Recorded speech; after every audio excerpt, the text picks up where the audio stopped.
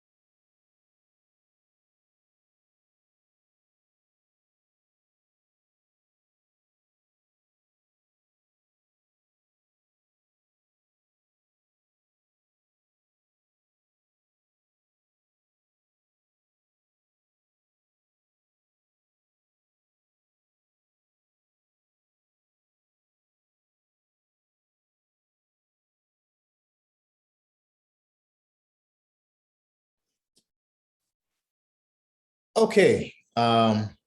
Thank you very much once again for waiting. And I really appreciate all of you and I appreciate your time. So let me introduce myself. My name is Kwame Uswansa. I am the founder of Techstripped Africa. And let me give you just a little bit of a backstory to why I started Techstripped Africa. So back in the university, my friends and we started a business. This business was a brilliant idea. At the time, it was Cannes 2008, and Ghana was about to host the African Cup of Nations. And we knew that a lot of tourists were going to come into the country. And so we had an idea of developing a tourist pack. So when a tourist comes in, we sell our pack to them. It has all the tourist sites on there. It has like everything about Ghana and how they can maximize the tourism in this country on that platform. So it was an amazing idea that would, I'm sure by now, if we had succeeded, would have been over $1 million by now. We got somebody who was interested in funding the project. They gave us our first tranche of funding. And when they gave us the first tranche, what we did was we went to a restaurant to go and celebrate our win. Unfortunately for us, we lost out. We wasted the money.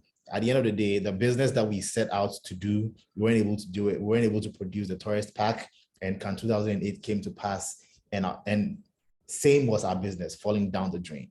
So this and many other things that I encountered in my life back in the university. So when I was leaving school, one of the things I told myself was like, there was so much that I had inside of me that I wanted to be able to do in school that I wasn't able to do. And I feel it's because I didn't get the right mentorship. I didn't get people holding my hands to help me to do what I could have done, I could have achieved better in school. So I want to be the person that would enable and help students, help people who are willing to learn to become the best of themselves wherever they find themselves. In the university, I didn't study computer science or computer engineering. I studied environmental science. But because I loved tech, while in school, I self-taught myself software development. And before I would go to university, I'd gone to NIIT to do network engineering, right? So that was my introduction into tech. And since I left the university, I haven't done any work outside of tech. So I have never used my environmental science certificate to do anything. It's just been tech. And this is why most of the things I do are geared towards tech students. I believe that in Ghana, where we find ourselves right now, we're in a critical situation where if you are especially a tech-focused person, you don't have to find yourself in the space where you would get yourself wanting. For instance, statistics say that 90% of graduates do not get jobs in the first year of their graduation. And my question is, if I am a tech student, for instance, I have learned development, or my area of interest is in cybersecurity, or my area of interest is in hardware or systems engineering, I don't think I should be among the 90% of people who struggle to get jobs. I should be able to use the skill that I have to be able to do something for myself so that I do not find myself wanting after school, right? So my thing is, let me develop a system, a platform, a company that would enable and help and empower students who love tech, students who are in tech, to be able to become independent people when they leave school, to be able to succeed in life so that they will not find themselves wanting. And this is what has set me on this journey on Techstripped with Techstripped Africa. And so today, like I said, I'm very excited to have two people that have had some great impact on my life to be here to share with us on this Raising Tech Leaders for Change. Why Raising Tech Leaders for Change? Because everything revolves around leadership. I say this, that if we are unable to find our own leadership potential and build ourselves up, then we cannot be able to lead in any space. But when God created us, the first thing he gave us, the first assignment God gave us was to rule, which means we have been put in leadership positions. So this is why Raising Tech Leaders for Change, because you will only lead and rule right when you are a leader. So in order not to waste any extra time, we are about to get into the main session. So before we get the first speaker to speak to us, I want us to do a little activity. Okay, it's a poll. So I'm going to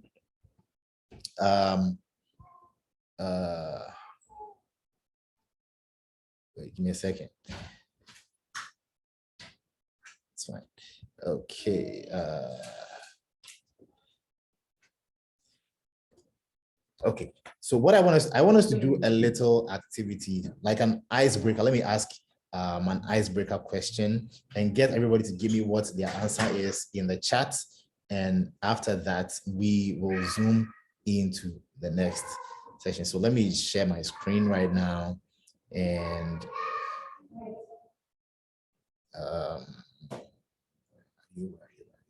okay, there you are.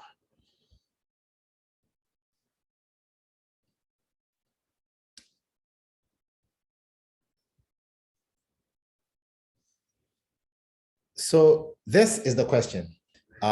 If you could have any superpower right now, which one would you choose and why? I want us to get into the chat and let's start putting which superpowers that we wish we have in the chat right now. Everybody, come on, get in the chat. Let me see you. If you could have any superpower right now, which one would you choose and why?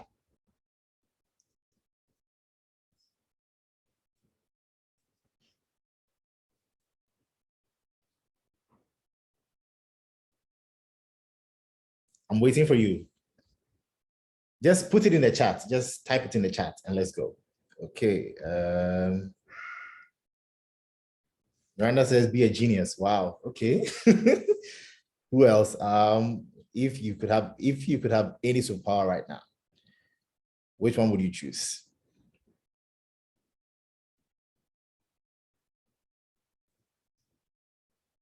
Wow. Ben Affleck be richer than Elon Musk. Oh my goodness. Invisibility. Hey, people want to be invisible. Inability to forget. Wow. I can't afford to forget anything I've learned. Charlie. So be it for you, brother. So be it for you. Who else? Super sense. Wow. To predict the end from the start, Charlie Nooney. That's some great superpower, eh? To predict the end from the start. Wow. Nice one. Nice one. Who else? Anybody else want to put in the chat and then we can move on? I'd want to have the tech genius because I love tech and kind of struggle with it. And I also want to hack the whole TVs in Ghana. Wow. And tell the youth sense. Charlie. Festus, I see your superpower. It go be. No worries. It go be.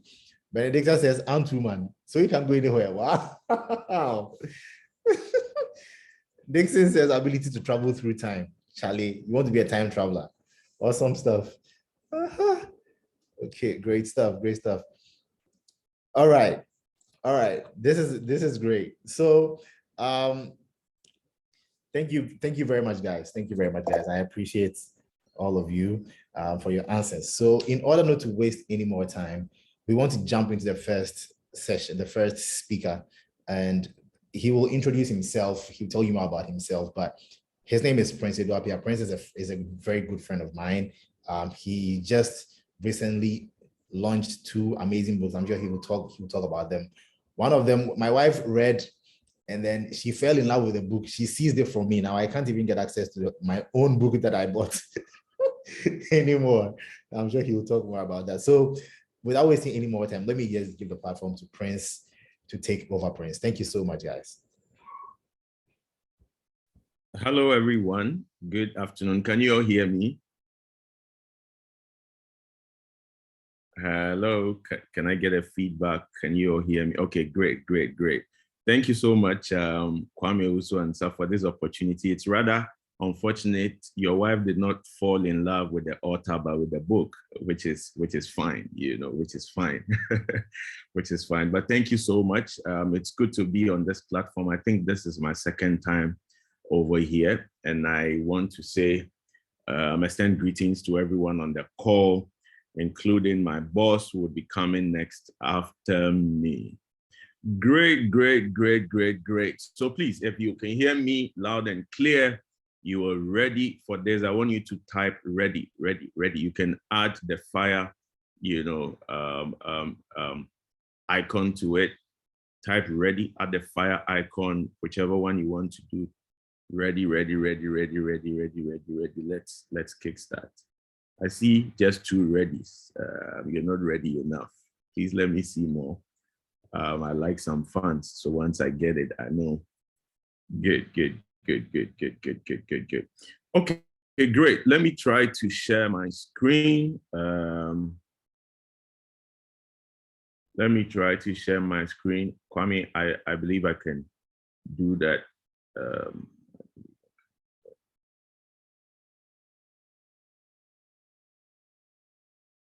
Can you all see my screen? Okay. Yes. Okay, thank you so much. Thank you so much.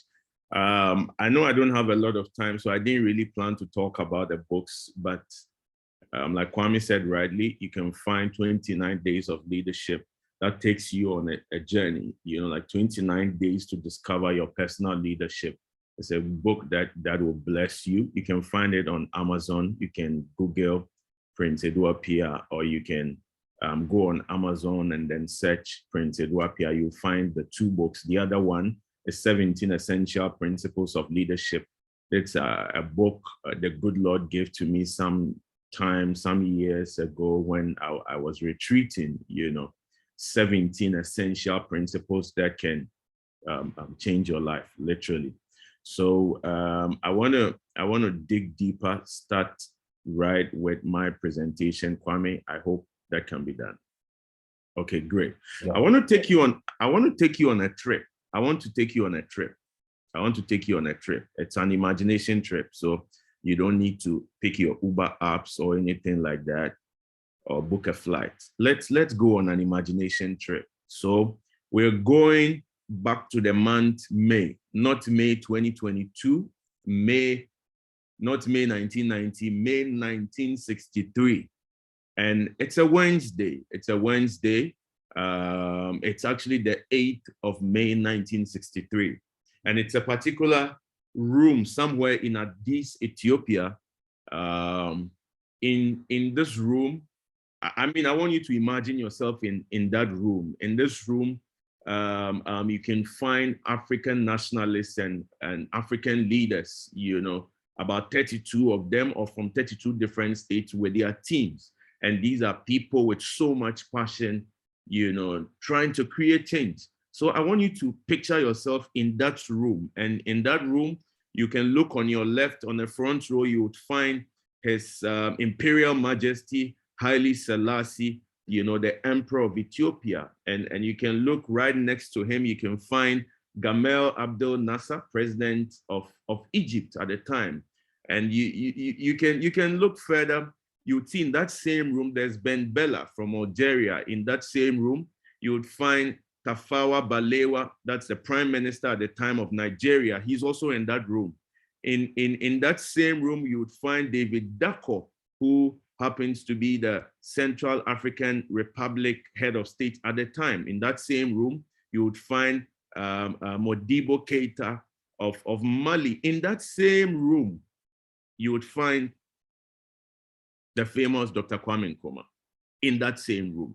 These are the fathers of this continent, thinking deeply of what change they can create for Mother Africa. And I have gone ahead to read some of the speeches that these people gave. In fact, everyone gave a speech. I've gone ahead to read some of the speeches, and you could feel the passion, what was on the hearts of these people. They were people that were ready to die for the continent. They were people that were ready to sacrifice so much for our beloved continent. The main aim of their gathering was to bring Africa's nations together and resolve the issues within the continent. This was the first OAU, which is now AU meeting.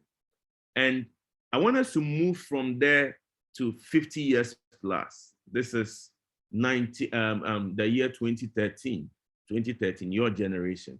I know you remember 2013. Some of you were either, I don't know where you were, but you can answer for yourself.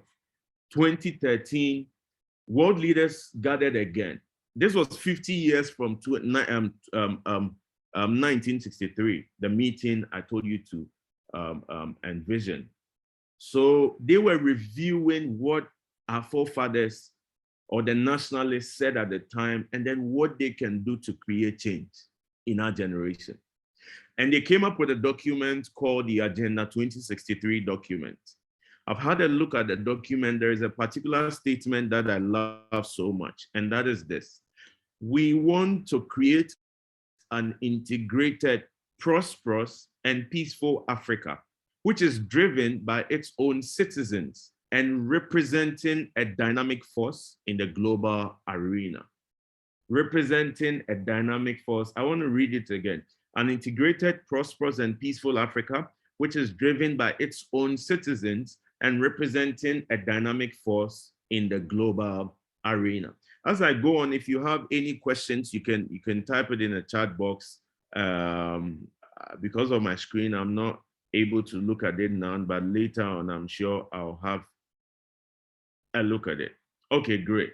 You said, someone said the hot room. Oh, I didn't see that. Yes, that room was very hot. There were ACs all over, but it was really, really, really hot. It was really hot, So an integrated, prosperous, and peaceful Africa, which is driven not by the Europeans, not by the Chinese, not by the Americans, but driven by its own citizens and representing a dynamic force in the global arena. I want to spend some time talking about the dynamic force because Kwame, after I saw this statement, I found myself thinking, brooding, what is this dynamic force we are talking about? This dynamic force, what does it mean? And I concluded that, this dynamic force is not a certain wind or a certain storm on the sea or a big bang theory, a certain big bang. It is not a certain bomb blast that will happen somewhere in Africa, maybe not Ghana, but somewhere else in Africa where people will be shouting, hey, that's the dynamic force. No, I concluded that this dynamic force would be a series of actions by responsible African citizens put together. So if someone is creating change over there, another person is creating change over there, another person is creating change over there, all these various seemingly small changes happening in several communities across the continent, putting them together will give us that dynamic force in the global arena. I hope someone is following. I hope someone is following. So I call this the dynamic force generation.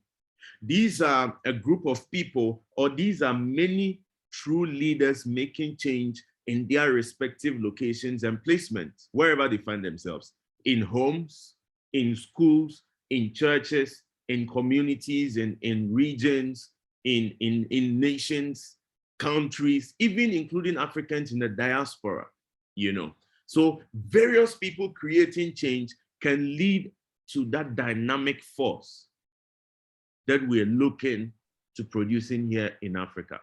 I call these people the new breed of leaders. Leaders with a new leadership thinking. Leaders that exude the passion of our forefathers when they were back, in 1963 in that room in Addis, Ethiopia. And so I want to stay on a dynamic force for a minute. Like I said, this is not a bomb blast somewhere, but different people creating change together. Since most of you are science students, since you're tech people, you're science students, I want us to do some math. What is force? Oh, I put a formula here. I would have asked someone. I would have done a quiz. Oh, no. Okay, fine. That's fine. So what is a force? How is force calculated? Force is calculated as the product of mass and acceleration, m times a. Is there someone here who would disprove this formula? No. Okay, great. Yeah, so force over here equals mass times acceleration. And what is mass? Mass, M, stands for the body. It stands for a willing spirit. It stands for a determined mind. It stands for a leader. What is A? A is acceleration. It stands for action. It stands for movement. It can represent momentum. It stands for proactiveness. It stands for steps of change. So when you put a mass or a body by or times, action or movement, we create force. It's interesting to let people here know that there are so many masses on our streets without acceleration. There are so many bodies, there are so many people, with good intentions living their lives without any acceleration towards positive change. A lot of us are masses taking no positive action. So Ghana and Africa is lacking that dynamic force that I've been speaking to you about. In fact, there are rather negative forces all over, and we choose to stay on the fence and watch. We choose to stay on the fence. Whilst others are being corrupt, we have corrupt citizens, we have corrupt leaders and officials everywhere. These are negative forces. Instead of choosing to be on the fence, why don't we counter that by being positive or dynamic forces? Lack of responsibility and lack of initiative all over. Poor leadership all over. Poor leadership all over. And that leads me to my next slide that says that poor leadership has created most of the world's problems. And I believe it would take true leadership to solve these problems. It would take true leadership to solve these problems. So I want to ask how many of us are on the call today? 29 people. I want to ask us all, when was the last time you qualified to be a dynamic force? You qualified to be a true leader. When was the last time you qualified to say, wow, for this, I took the right initiative. For this, I took the step to create change. When was the last time that happened? When was the last time that happened? Remember, the M in the formula of force, Newton's second law, speaks about your body, your willing spirit. Good intentions are not enough, guys. We have so many good intentions, but we are not taking any step. We are not adding any acceleration to the mass, to the body, to the willing spirit, to the good intention. And today I've come here to challenge us that the next time you climb to sit on the fence, remember this formula: to create a dynamic force that the world would reckon with here in Ghana, here in Africa. You need to add some acceleration to your body. You need to add some acceleration to your determined mind. You need to add some acceleration to your good thoughts. So I want to move on to my next slide. Some years ago, in fact, for so many years, I believe in this, if you can see my screen, the illustration or the diagram with a black background, for many years, I believed that, let me just explain it. I called it a two-way transformation, or the two-way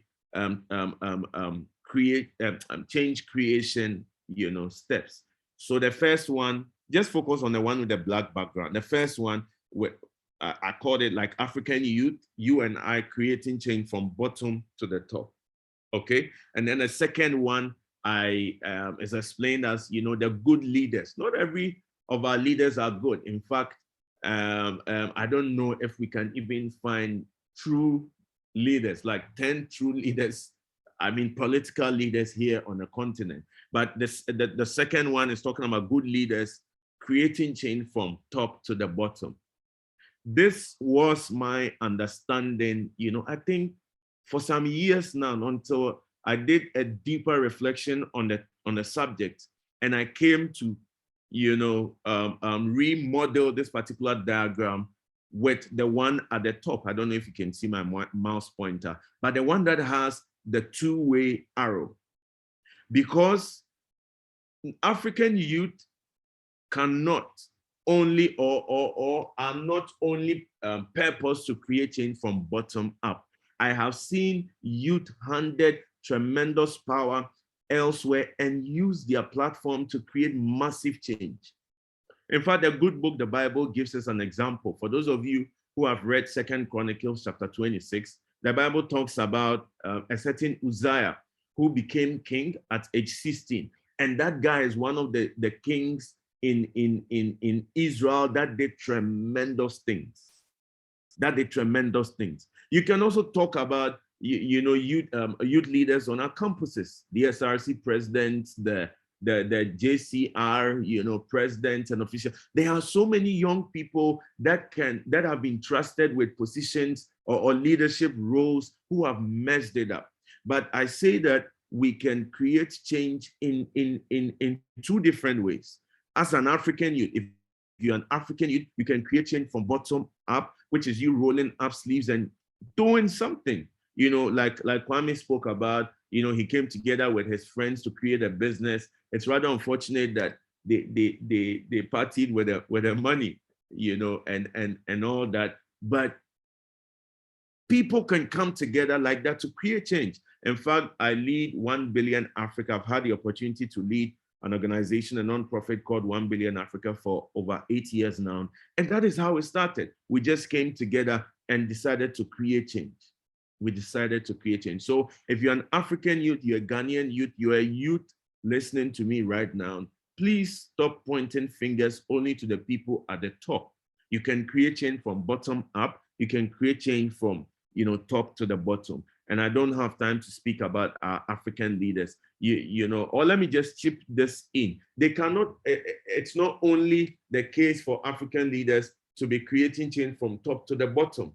In fact, the one who will speak after me is a good example of an African leader who have decided to come back to the grassroots to create change from bottom to the top. He can decide to, go and live somewhere in Dubai or the Maldives to enjoy life.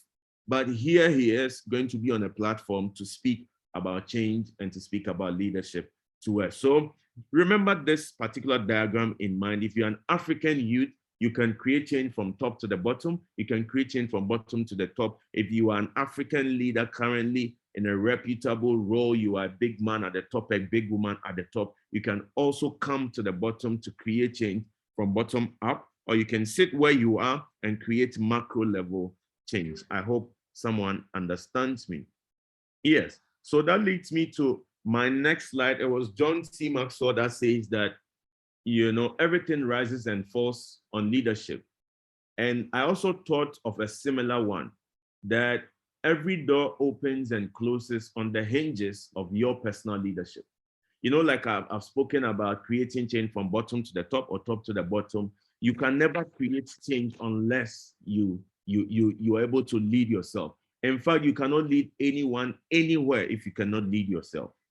Your mind, your actions, your attitudes, your character, all these things are there for you to lead. And this is how I define leadership: the ability to direct one's giftings to the service of one's world. So it is very, very important to start a journey with personal leadership. Ask yourself, certain questions. Am I a leader in the first place? Am I able to lead my thoughts? Am I able to lead my actions? Am I able to lead myself in the first place? Am I able to lead myself in the first place? I am getting into the subject of purpose next, because when we talk about true leadership, we talk about personal leadership. It has its stem in purpose. And I want to talk about purpose with a story. Please, do I still have people on the line following? You can drop. Yes, you are following. Okay, great. It felt like I was speaking with myself. I just wanted to be sure. Yes, so there's this famous architect called Christopher Wren. And right after the Great Fire that happened in the UK in 1666, and leveled London. You can go and research that Great Fire. The world's famous architect Christopher Wren at the time was commissioned to rebuild St. Paul's Cathedral. And one day in the year 1671, whilst he was just, walking around the cathedral which was being built, Christopher observed 3 bricklayers on the scaffold. One crouched, like now a bunimu, one crouched whilst he was working. Another was half standing whilst he was working. And one was standing tall, working very hard and fast. To the first bricklayer, Christopher asked, "What are you doing?" And then the first bricklayer who had crouched responded, "I'm a bricklayer. I'm working hard laying bricks to feed my family. If I don't work, I don't get money to feed my family. So I'm just working hard. Just doing this thing and then to finish early to get home to feed my family." He moved on to the second bricklayer and he asked, "What are you doing?" And the guy responded, "I'm a builder. I'm building a wall." Yeah, that's it. I'm just building a wall. He moved on to the third bricklayer who was standing straight, working so hard and fast. And he asked him the same question, "What are you doing?" And then the guy responded, "I'm a cathedral builder. I'm building a great cathedral to help people worship the Almighty God." What is the difference between these 3 responses? The same cathedral they were building, the same profession, they were builders, the same person who asked the question, but we have 3 different responses. One said, "I'm a bricklayer. I'm working hard, laying bricks so that I can get money to feed my family," which is positive, which is good, which is not bad. It's not a crime. The second one responded, "I'm a builder. I'm building a wall."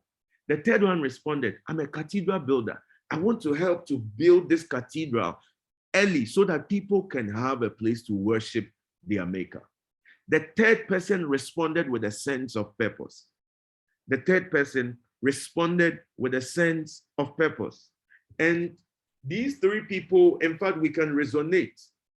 Everyone listening to you can identify with one of these 3 responses, which happens to be how we respond to issues surrounding us. Some of us respond, for example, you get a chance to go and work somewhere in a government office or a corporate building somewhere, and you choose to use the company's internet, rather Facebook and tweet and do all those things and put your work down, draining the resources of the company. This is you saying that I'm a worker. When we close, I'll just go home. No sense of purpose.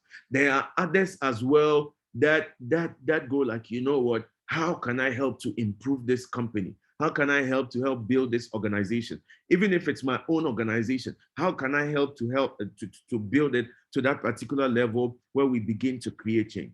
The guy responded, "I'm a cathedral builder." I believe this is not the cathedral, Ghana is building so that people can start chewing me right now. No, that's not the cathedral I'm talking about. He said, "I'm a cathedral builder. I'm building a great cathedral so that people can get a place of worship." Guys, every one of us here needs to have that sense of purpose and responsibility in everything that we do.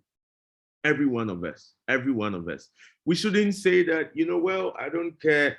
I don't care whatever happens. If they are destroying the country, they can go ahead to destroy the company. If I've seen something wrong go on within the organization, I can, look on the other side and let all these things go. No, to every action, there is a consequence. And I am certain that once you are ignoring this, whatever goes wrong will come back, whatever goes wrong comes back around.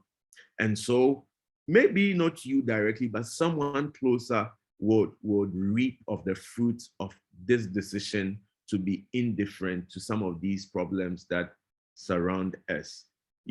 So I'm talking about the sense of purpose. Along my journey, I also work as a tech consultant. I'm a non-profit leader as well. So I'm just going to give you what has helped me to become a tech leader with a difference. And within our organization, we try to use technology to improve our work here and there. The first thing that I'll speak about is the sense of purpose, which I've started talking about. You need to have that sense of purpose. Once you have the sense of purpose, it doesn't matter where you find yourself. It doesn't matter if you are a founder of a tech a unicorn initiative, or you are a partner to a project, or you are a worker at the company, a tech company, it doesn't matter. Once you have this great sense of purpose, you'll be like that bricklayer with a difference. There's a similar story where JFK, John F. Kennedy, also when they were putting a man on the moon, he met a certain janitor who was just a cleaner and asked him, "What are you doing?" And the guy responded, "I'm helping to put a man on the moon." We need to have that great sense of purpose in everything that we do. And purpose is said to be the original intent. If you want to ask the purpose of a phone, you need to ask the manufacturer of that phone. The truth is that, guys, there is no way you can find true fulfillment as a tech leader or an emerging tech leader if you have not discovered your purpose. It is very, very important to spend time on this, to ask your manufacturer, spend some time, knowing your purpose, and you will carry that into every other thing that you do. The next thing after purpose is the word called potential. And I love this picture, this montage so much. I love this collage so much. Like we can see, the first person is Madiba. The next one is Oprah Winfrey. I don't need to tell you about Barack, but you can see the one down there, Dr. Kwame Nkrumah, and they say that the boy standing in front of him is the current president of Ghana. Well, I don't know about that. But the next one is Maya Angelou. And then the last one, my favorite, is David playing the harp. When we talk about potential, usually people confuse it. But whatever that is hidden within you, like Mandela in this particular picture had hidden in him a great South African leader. Oprah in this picture had hidden in her, a great television host. Barack Obama in this picture had hidden right within him the president of the United States. This is the 44th president of the United States. David had hidden in him. It was hidden within David. Hidden in him was a prophet, a king, all these things. And so I'm wondering what is hidden in you right now. What is hidden in you? The two books that I launched in January, they were hidden in me. And there are so many other books hidden in me. Once these books came out, they are no longer my potential. Whatever you have done already, you have achieved. Whatever you have done that the world has seen is no longer potential. Potential is that thing that is still hidden in there that the world is waiting to see. So after purpose, the next thing is potential. It's very, very important. And I'm wondering what genius is hidden in everyone listening to me. The last one is passion. And I don't have time to talk about passion. I feel it's self-explanatory. Having passion. All these guys exhibited passion. If you don't have passion, you will quit along the line easily. As I get ready to bring this presentation to a close, one of the things that also helped me on the journey of finding myself was by engaging myself in different volunteerism activities.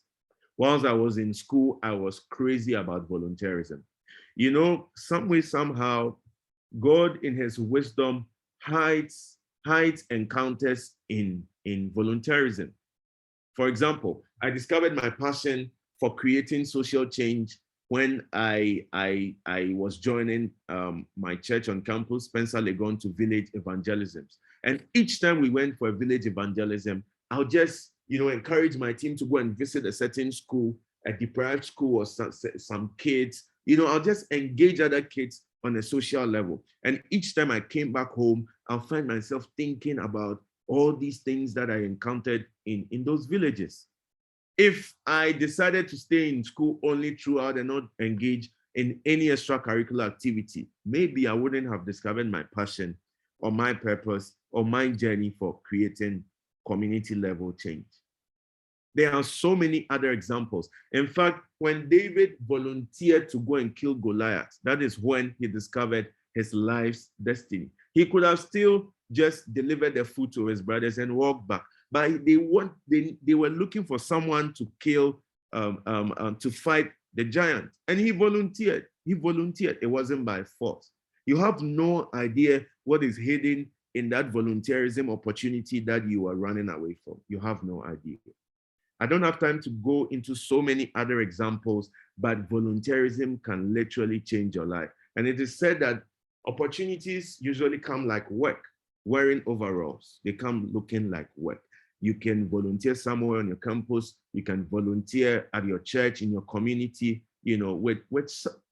it opens so many opportunities to you. And one of the reasons why I started 1 Billion Africa is so that when African youth get involved at community level problem solving, our tagline is turning problems into projects. So whilst they identify a problem and turn it into a project, in the process, they ask themselves certain questions, they reflect on life, and eventually it leads them to the discovery of purpose. Secondly, whilst you're engaged in some of these activities, you may discover your true passion of helping people or business or every other thing, politics, whatever. And last but not least, I put this picture there.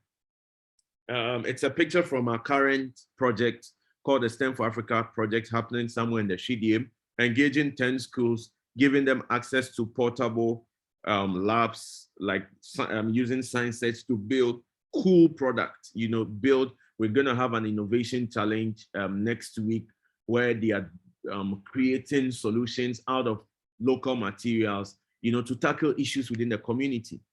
And there's this guy, you can see from his hand that he has a deformity. This is a guy that used to have very, very low self-esteem, but we saw him when we did one of our monitoring and evaluation trips at the front seat building a robot. His name is actually Prince. And I just, immediately I saw him engage in that, I just walked out. I realized I had some tears in my eye. This is someone, and according to the teachers, it's even building his confidence. This project would have not been possible if a group of people had not come together to say, what can we do to create change? What is hidden within us? It is very, very important. Once you have a sense of purpose, you know your passion, you've discovered your potentials. It doesn't matter where you find yourself in life. You will become an agent of change.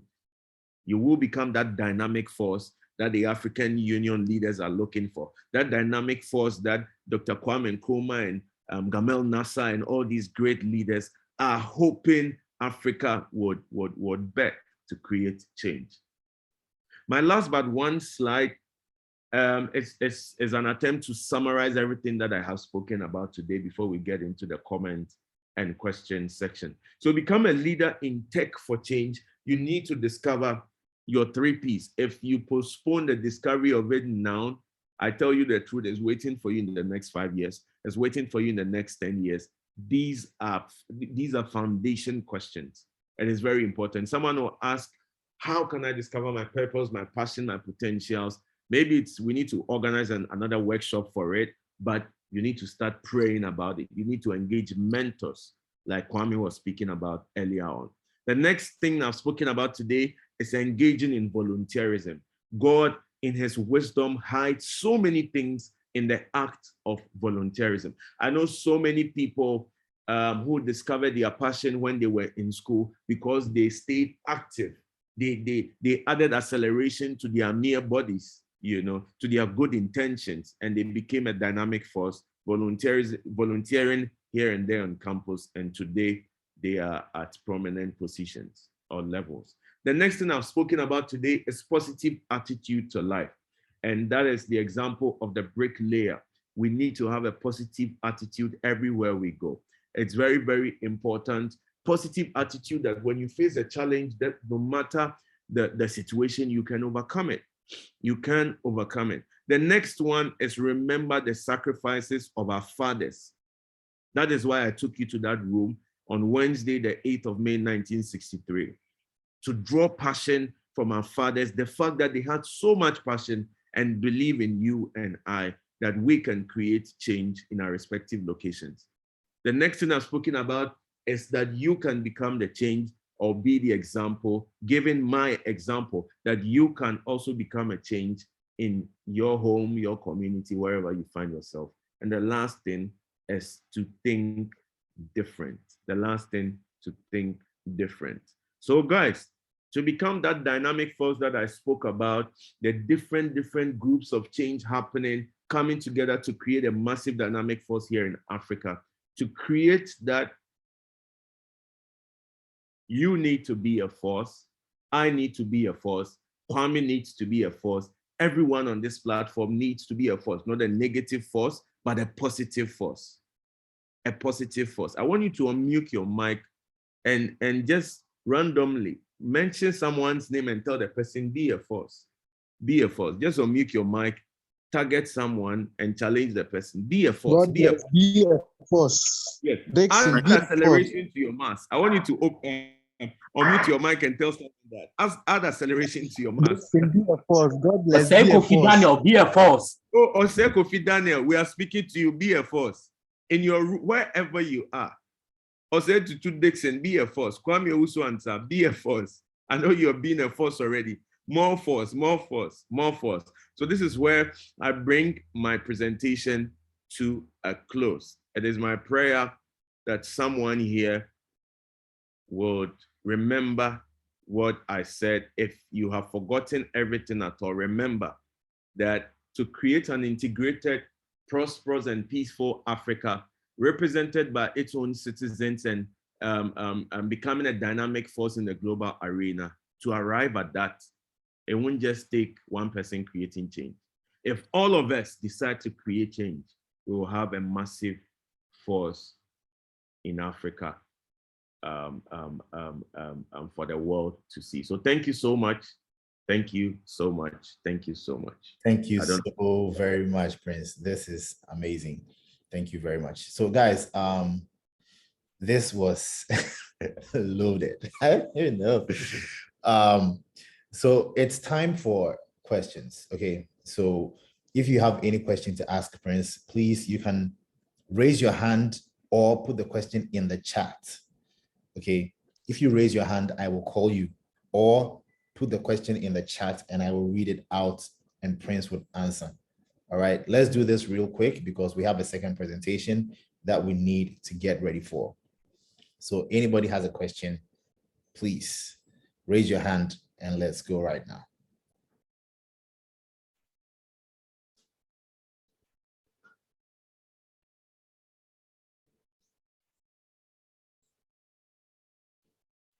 While we're waiting for your questions, I don't know, Prince, you want to say something? I wanted to say, if there are no questions, I would randomly, we'll do chat. I'll randomly mention someone's name and ask the person. Yes, please. I mean, we're still in your session, so go ahead. Oh, no, let's go. That was just right away. Okay, great stuff. Okay.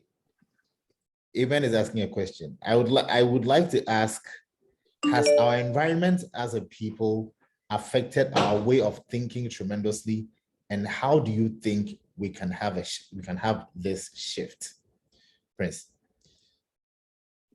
So Kwame, this is all your fault. If you have the audacity to put your flyer side by side with my mentor, you only allowed my mentor to ask me a question.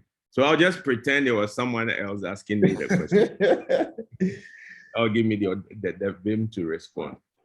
So I believe our environment has played an active role in the way we think, seriously, because I don't understand why someone here in Africa can decide to pollute the environment, but the same person, you put them on a Delta flight and that they arrive in New York and they will follow the procedures. They will never, do what they were doing here at home. I believe our environment condones such things. And so I side with what Barack Obama said in 2008, Africa does not need strong men. We need strong institutions. We need strong systems. I had this friend, he's a group of American soldiers that were building a church somewhere in my neighborhood some years back. And one time he picked, a bundle of rubbish and then threw it away. It was like freedom. I was like, what are you doing? He said, no one will do anything to him. He can't do this in Chicago or Boston or Minnesota. He can't do this anywhere else. So I believe our environment, boss, I believe our environment has affected our way of thinking. In Europe and elsewhere, if a corrupt leader is seen or tagged as corrupt, they themselves decide to resign. But here, because, they're protecting whatever integrity that is left in them. But here you would find rather political parties rallying around the person and protecting the person. So I believe our environment has affected the way our people think.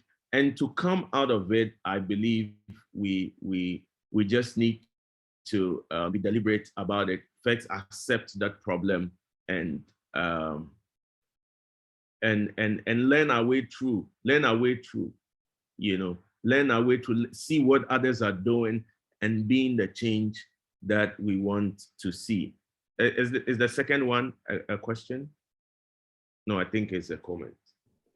No, it's a question. I think he says, in a world of competitive thinkers, how do you unveil that capacity within? What's the first call of action to build that tenacity? In a world of competitive, how do you unveil, as in your capacity as a person? Building your capacity, is that the question? I am thinking. God, Julian, if that's the question, let me know. If not, but the way I understand it, so building your capacity, there are so many things you can do. Please, I don't have time to give examples, but volunteerism is one free way you can build your capacity. Enough of always doing work for people and asking for money back. Let's have time to volunteer. If you volunteer, you will build your capacity. My gift of public speaking, I built it through volunteerism. That is one. The next one is subjecting yourself to mentoring. You can't be the ladder and the climber at the same time. You need to climb on someone, find someone to climb on, learn from someone. That is the other way of building capacity. Reading wide, starting from the 2 books. In fact, starting from the good book and then other good materials like the 2 leadership books and so on and so forth. I'm sure when the next presenter comes on, he would find more answers. Okay, so I've seen Joshua Nyako just put a comment in there that follow who know road. Exactly.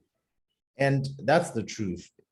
So in my introduction, I was telling you guys that when my friends and I started a business back in school, all we needed was somebody who would hold our hand and say, you have an amazing idea, you have passion, we want to help you succeed. That's all we needed. We were young people who were very passionate. We had read a lot of books. We had taken a lot of inspiration from a lot of people, and we wanted to act. But unfortunately, we didn't have the right help that we needed to get us to do what we need to do. Do you understand? So this is why I encourage mentoring. So we want to move on to the next session, but before we move on, we've been on this call for like about an hour. So I want us to take a 2-minute break. And in this 2-minute break, what we're doing is I'm breaking us into different rooms. I want you guys in 2 minutes to sort of bounce off each other what you heard Prince say. Okay, I want you to bounce off each other what you heard Prince say. So share your thoughts on what you heard. Maybe somebody joined later and so they missed a certain part of the, so bounce it off each other. In 2 or 3 minutes, we would come back into this room and then we would have our next session go on. So it would be at random, so don't worry yourself. I'm going to assign the rooms at random, okay? Okay. So let's go.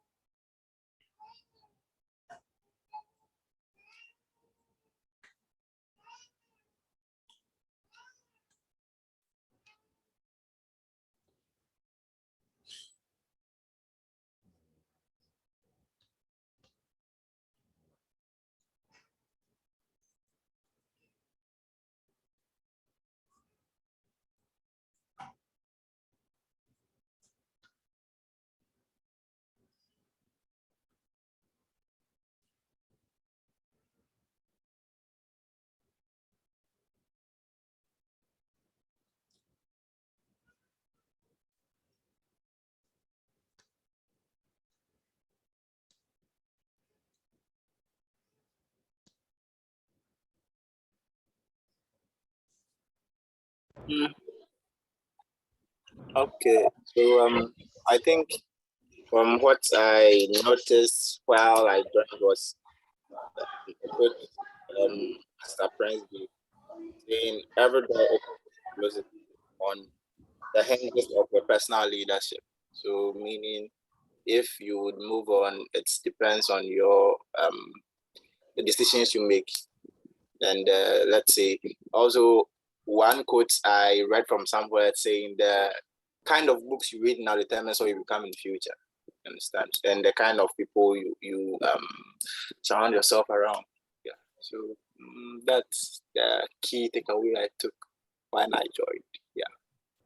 Anybody can share. Yeah.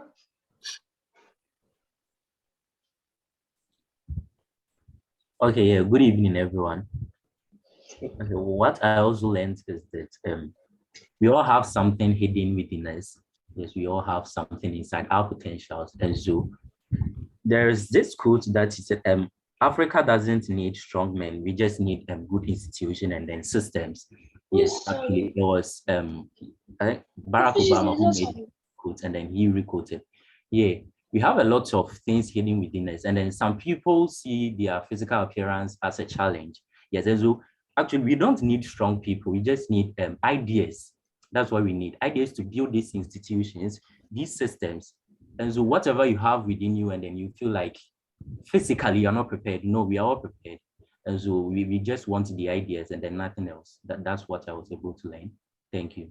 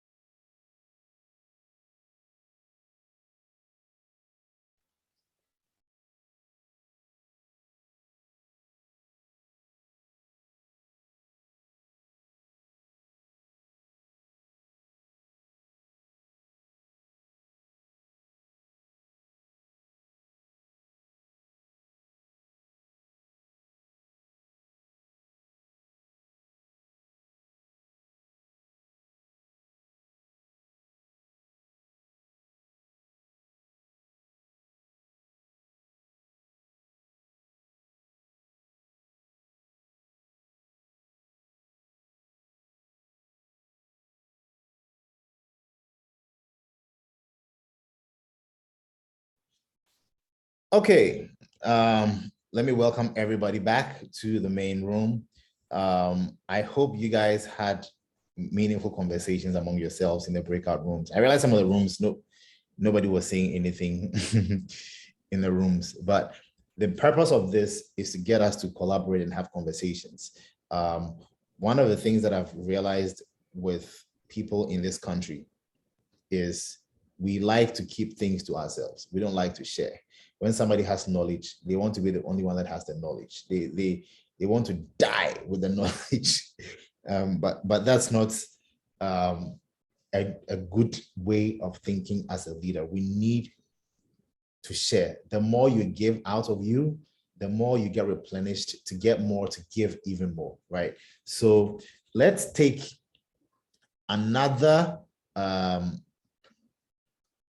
icebreaker, and then we go to the next speaker. So this is it. Knowing yourself the way you know yourself right now, knowing the skill you have, knowing everything that you have inside of you right now. If you were, right? If you were the CEO of your current or future company, how much would you pay your current self? Do you understand, guys? If you were the CEO of your own company, looking at yourself right now, if you were employed by your future self, how much would you pay yourself? Put it in the chat. Let's go. Hey, 30,000, Charlie.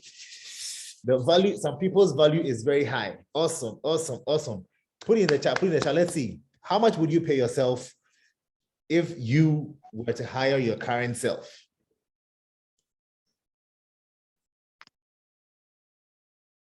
To be honest, they're 2,500. Okay, let's see. Everybody, come on. Let's see you. Foster says $3,000. Multity says 1,000 CDs.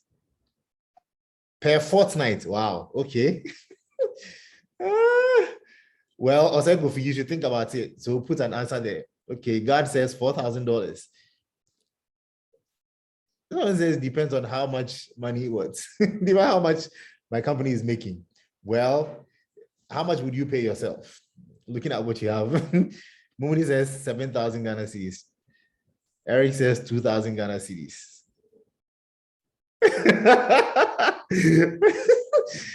Prince. Okay, Joshua says 2,500. Okay, great. Yeah. So Patricia is depending on how much the company is making. I mean, no, you are looking at your current status. You're looking at your value right now and saying, this is my value. This is how much I would pay my current self if I hired myself in the future. Anyways, awesome, guys. Thank you so much for participating in this. Let me stop sharing and let's move on to the next session. So, like I said, I wrote a post on my LinkedIn, and then some people were asking me questions about that. This man here, and Prince even mentioned about him. He's an amazing person, and I'm privileged to get to know him.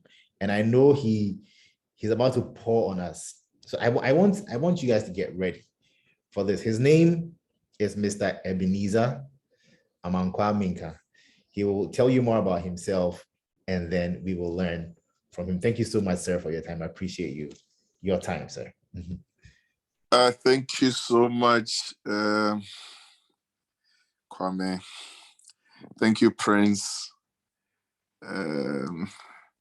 I need permission to be very informal today because it's a Saturday. It's fine. So that I can enjoy my Saturday, my polo shirt. Yes, sir.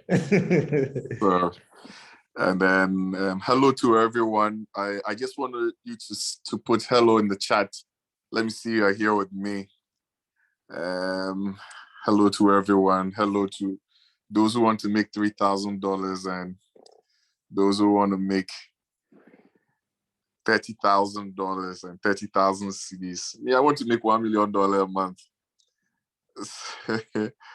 So yeah, hello. Just put your hello there. Let me know you're here. But a very good evening from where I am. I'm sure it's still good afternoon where you are. You're just about an hour different. So yeah. And thank you so much for having me, Kwame. I'm grateful that you are doing this amazing thing for the youth. and also for the general public. It's awesome, and I'm really grateful for that as well. And then thank you to my brother Prince. Prince is a brother and a friend, and he's an awesome leadership expert. I'm not your brother. You are my father. And I encourage all of you to get that book. I got those books. I was at lunch, and I have finished reading those 2 books.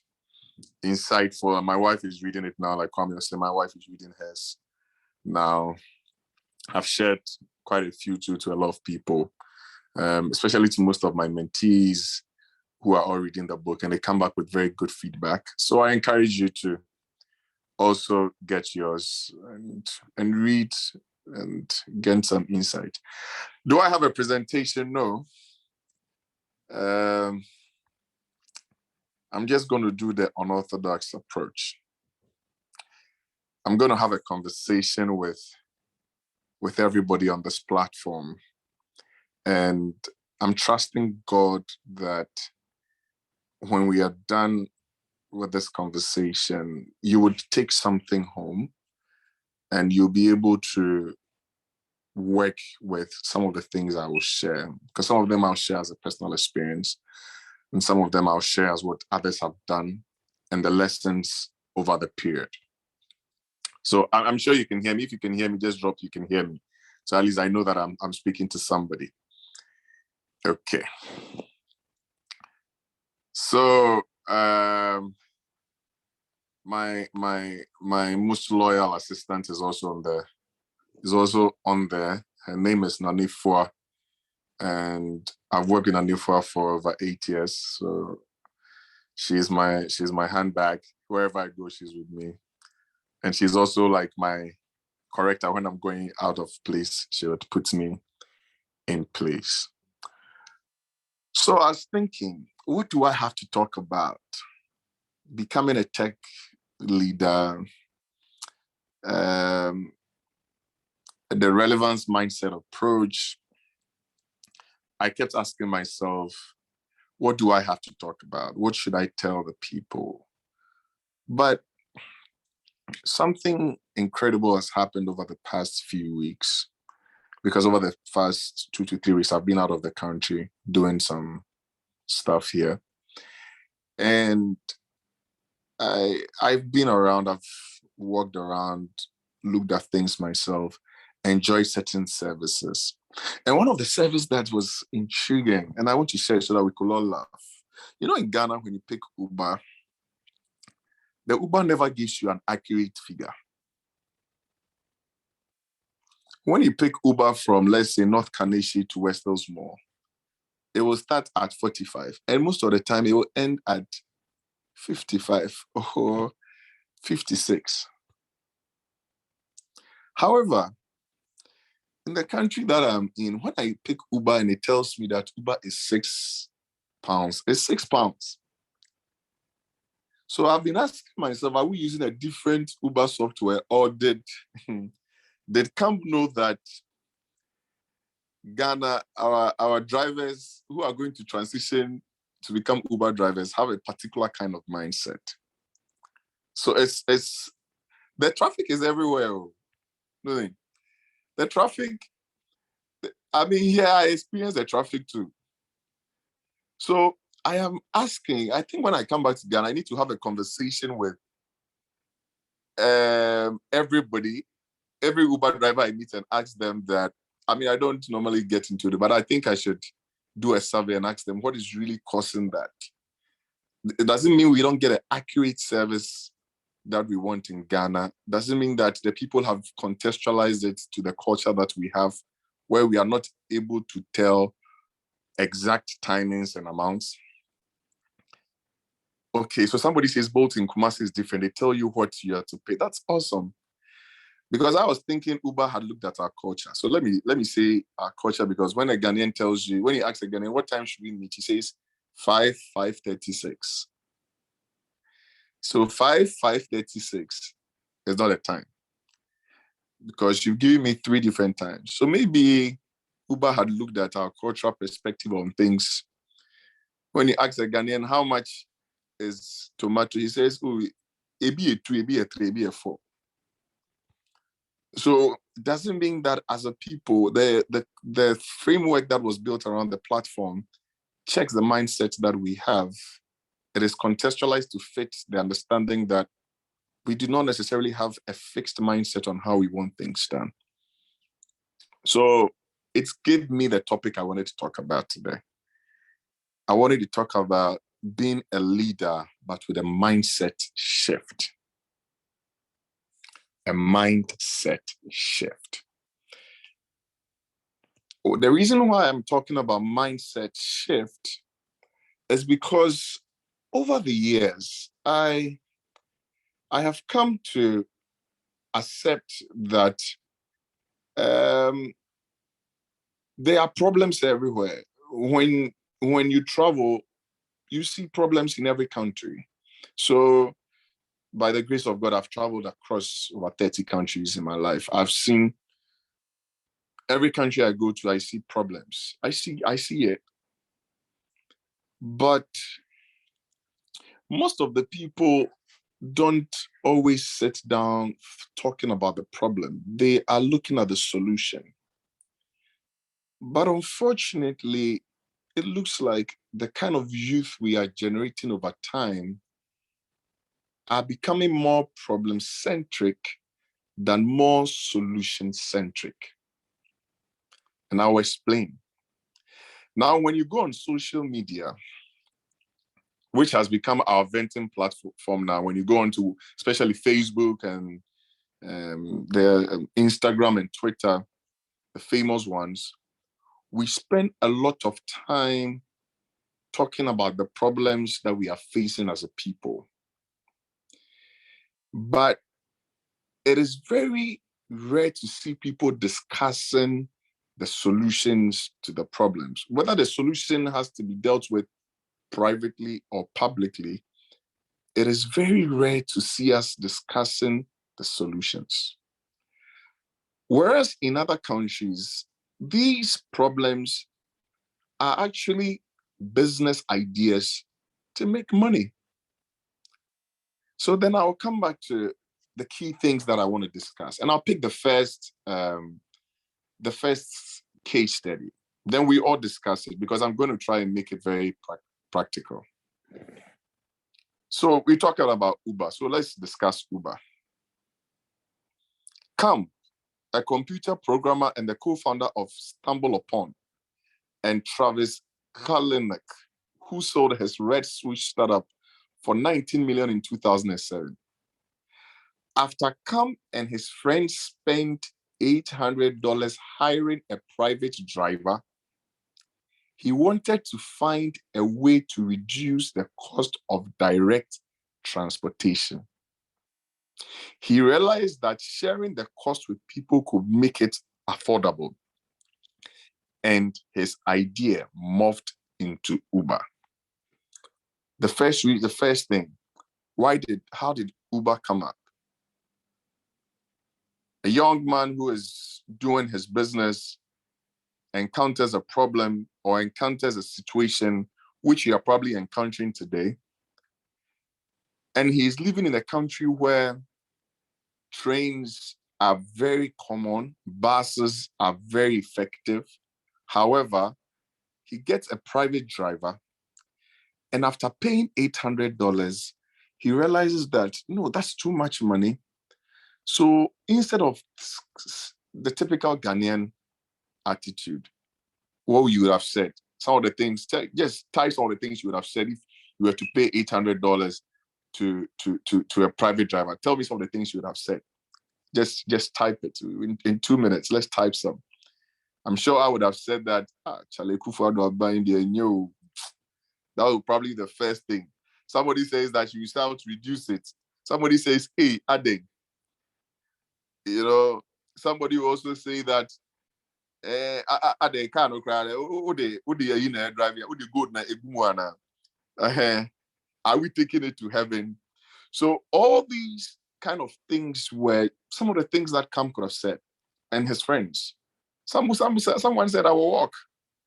Somebody says driving ticket. But you see, when they had to pay that amount of money, they shifted from a problem-centric mindset to a solution-based mindset. And that is what I want us to discuss today. The first thing that is that I have had opportunities to stay in and live permanently in other countries, and I've told them I will not do that. And the reason why I tell them I will not do that is because I find Africa as a place where opportunity abounds. Why? Opportunity abounds because problems are enormous. And wherever problems are, there are opportunities. But the reason why we are finding it difficult to find the opportunities is because we don't transition from a problem-centric mindset to a solutions mindset.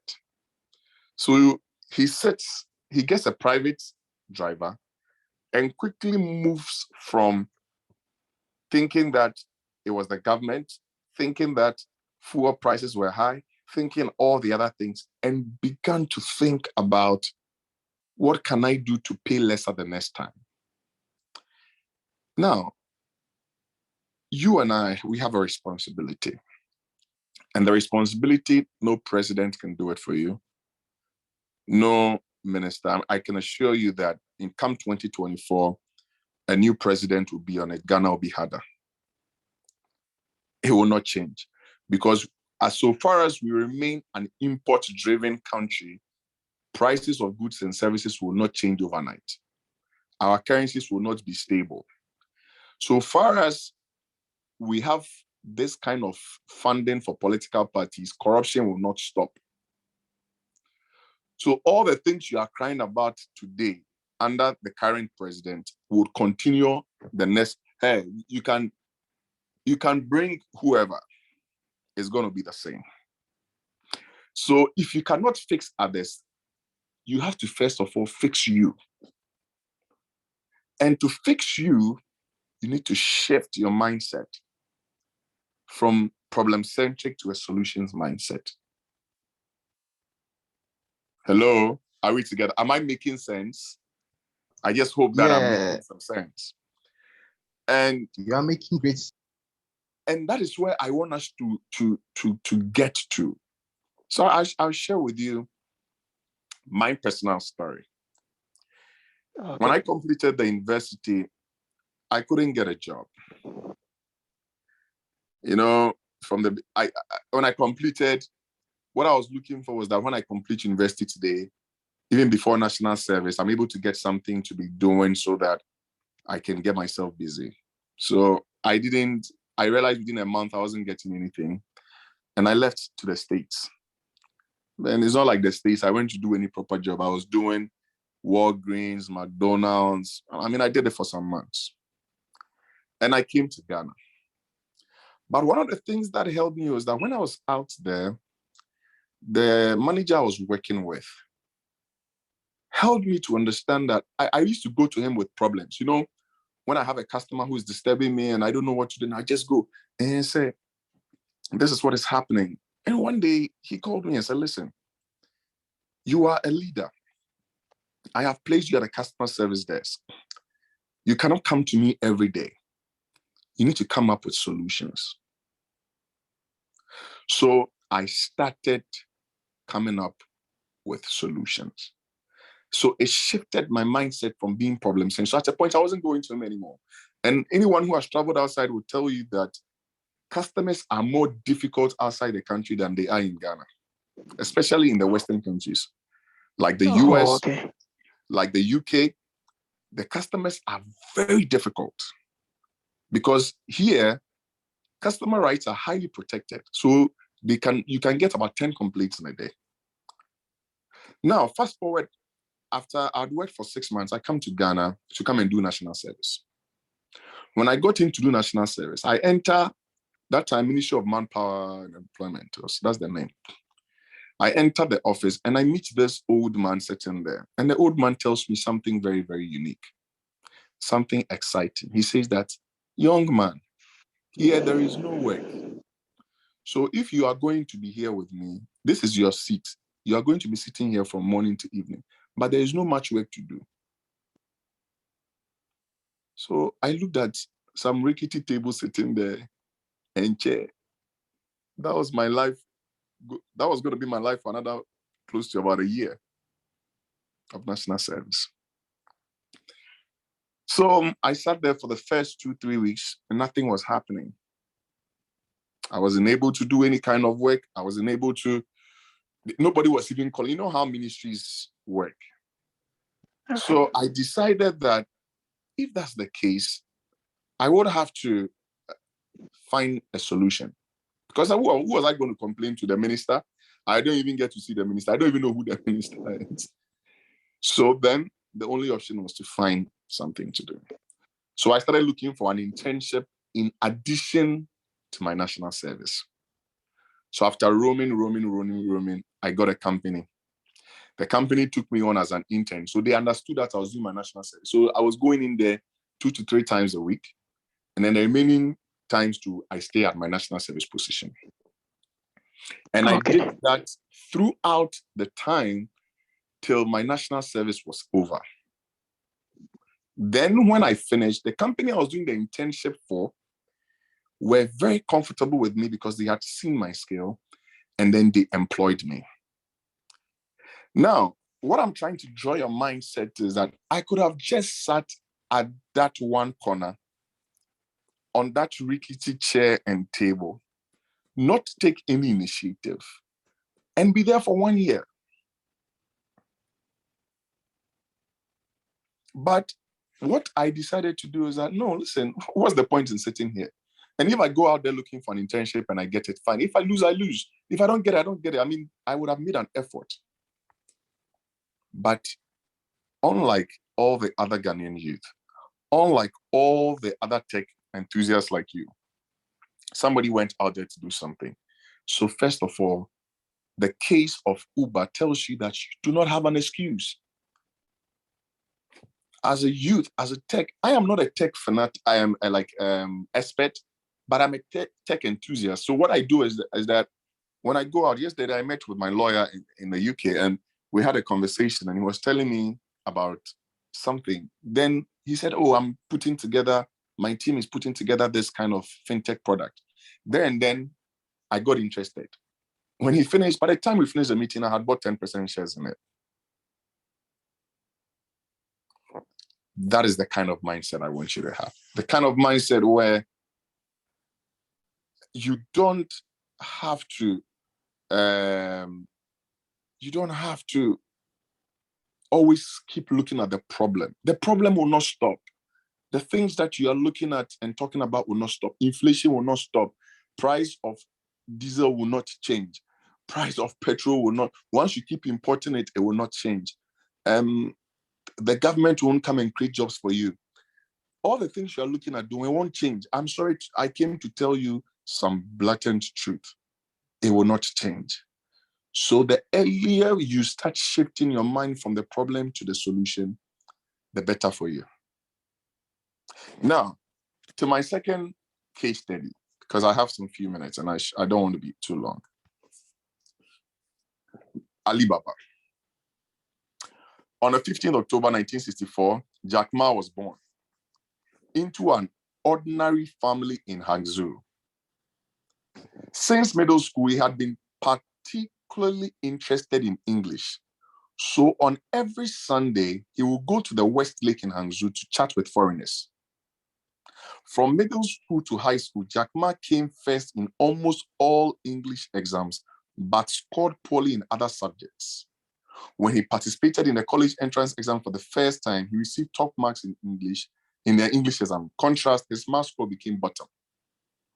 After failing to enter the university, Jack Ma, together with his cousins, tried to apply for the job of a security guard in a hotel. The handsome cousin was hired while Jack Ma was rejected because of his weak appearance and physique. He had to find another job, which was to send books for magazine agencies. Heavy work thus distracted him from dwelling on those painful experiences. At this time, his father encouraged him to have one more try to take the exam and said, you are not even tired after 20 kilometers on the road every day. So why not just try for the exam one more time? So after the second and third attempt, he was finally admitted to study English at the Hangzhou Normal University in 1984. After graduating, he became a college English teacher. In 1995, regarded as the best English speaker in Hangzhou, he was sent to America to dun for a debt on the commission of Zhenjin government.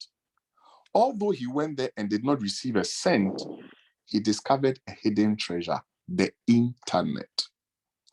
Being aware that the internet might be something that can create a fortune immediately after his return to China, he borrowed 20,000 from his parents and set up a B2B e-commerce website, China Yellow Page.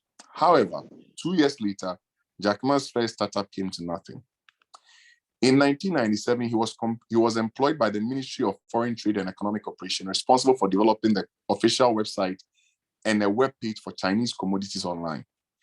The following year, he resigned from the public office and founded Alibaba, the start of his second exploration in the business world. Jack Ma's co-founder not only included his wife, colleagues, and students, but also many elites that were attracted by his charisma, one of whom was Joe Tai, the CFO of Alibaba. He gave up the position of the vice president in an investment company with annual salary of $750,000 and volunteered to work for Jack Ma. There are certain lessons I want you to pick. One, when you read the story of Jack Ma, he was good in one area. He was not too good in the others. That area was English. But one of the things that Jack Ma did that was interesting was that he concentrated on the one that he was good at and also gave some effort to the ones that he wasn't too good at. And that was how come he was able to pass it after the second and the third time. Now, if you are a tech enthusiast, or you are a tech leader, or you are a tech guru, like Kwame and Prince, who are tech guys. Me, I'm not a tech guy. Me, I'm a businessman. So if you are a tech guy, one of the things is that you also need to make sure that, yes, this is my strength, but I need to get some knowledge of other areas that makes the tech relevant. Now, I'll break it down to you. I do get a lot of mentees, and they come up with so many products. I have one guy who comes up with about 20, 30 products. I think I had this conversation with Kwame some time ago in my house. And this guy comes up with products. But when I probe with business mindset into the product that he has, the product will not make any money. Why? Because the product is good to the ear, but it does not appeal to the heart. And business is your ability to appeal to the heart of people to be able to buy into it. Also, there are other things that you needed to do to make the product visible. 2, 3, he has not done this risk analysis of the product he's building. So he's a very good tech person, but a very bad businessman. And if you want to do tech, you can be a very good tech person, but have a very bad business understanding of the environment. So you will always come up with products, but it will not sell. So yes, your core might be the tech, but you need to understand business. So it is not bad to go and get a certificate in business, understand how business works. Get to somebody who has a business mindset.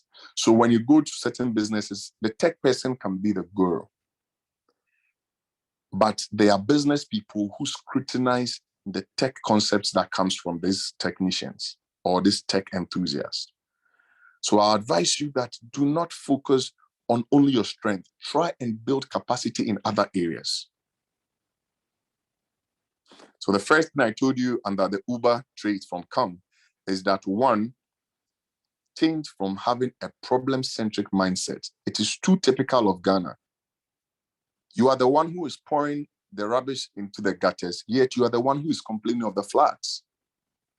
You are the one who is building on the water channels, yet you are the one who is complaining of floods.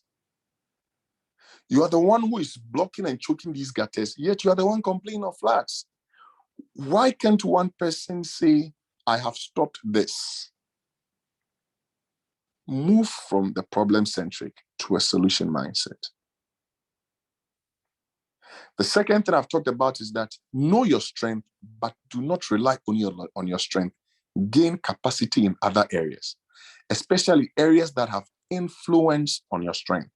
So if you're a tech person, you're a software developer, you can develop softwares, but you are not able to develop the right softwares because you see, knowing how to develop software is one, but your ability to research the environment to find the kind of product to develop is more critical than the software you have developed. So you need to gain strength in other areas or employ or get other people on board. Now, the other thing that comes from Jack Ma's story that I want to share, I'm going to be very quick so that we can get out of here. The other thing that comes from Jack Ma's story is that he did not give up. You see, you cannot be a true tech leader and give up because you probably develop your first product and your first product might not be able to meet the test of time. You might develop your first business or come up with your first business and it might collapse. Doesn't mean you've ended. Nothing good comes easy. Nothing good comes on a silver platter. Nothing good comes without a story. We have come to a point where everybody feels that I start something, it doesn't work, and this is not for me. It is for you, but it doesn't come easy. So I'll encourage you that, yes, you come up with your first product. You can come up with your human resource management software, with all the integrated software, with payroll, with all that is a product.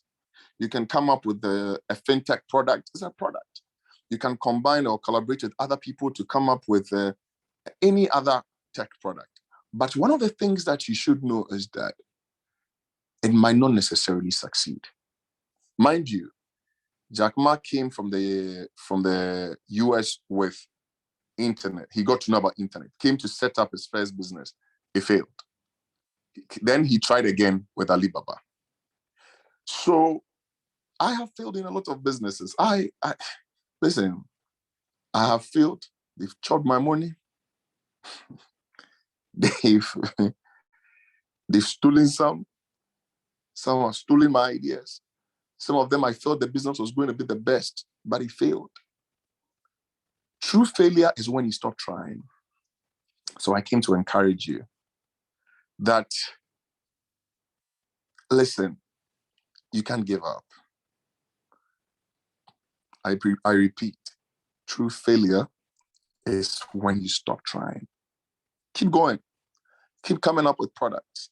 Keep coming up with stuff. One day, you'll have it. The other thing that I want to talk about under the Jack Ma story is that he said that he got one of his CFO came in to join him, came in to support, came in to be part of the business. Listen, one other thing I want to talk to you about is that you do not need to own 100% of anything. You don't need to own 100%. It has become a canker, a problem in Ghana. When you meet any young businessman, he wants to own everything. You don't need to own 100% of everything. How beautiful. Yesterday, like I was telling you, I go and meet my lawyer. I meet a guy who's come up with a fantastic fintech platform. He's a technical guy, but he's not a business guy. So when I sit down, I begin to punch holes into it. And I begin to say, no, this one, have you read this policy? The policy says A, B, C, D. So there and then, they realize that, yes, they are technical guys, but they don't have a knowledge of the business space.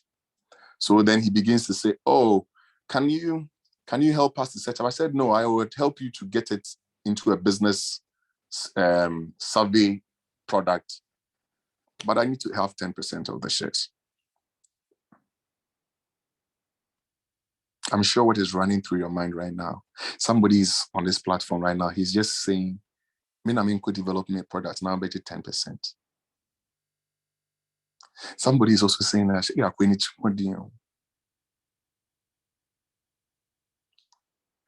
somebody is also sitting there thinking that, why would Eben go for it?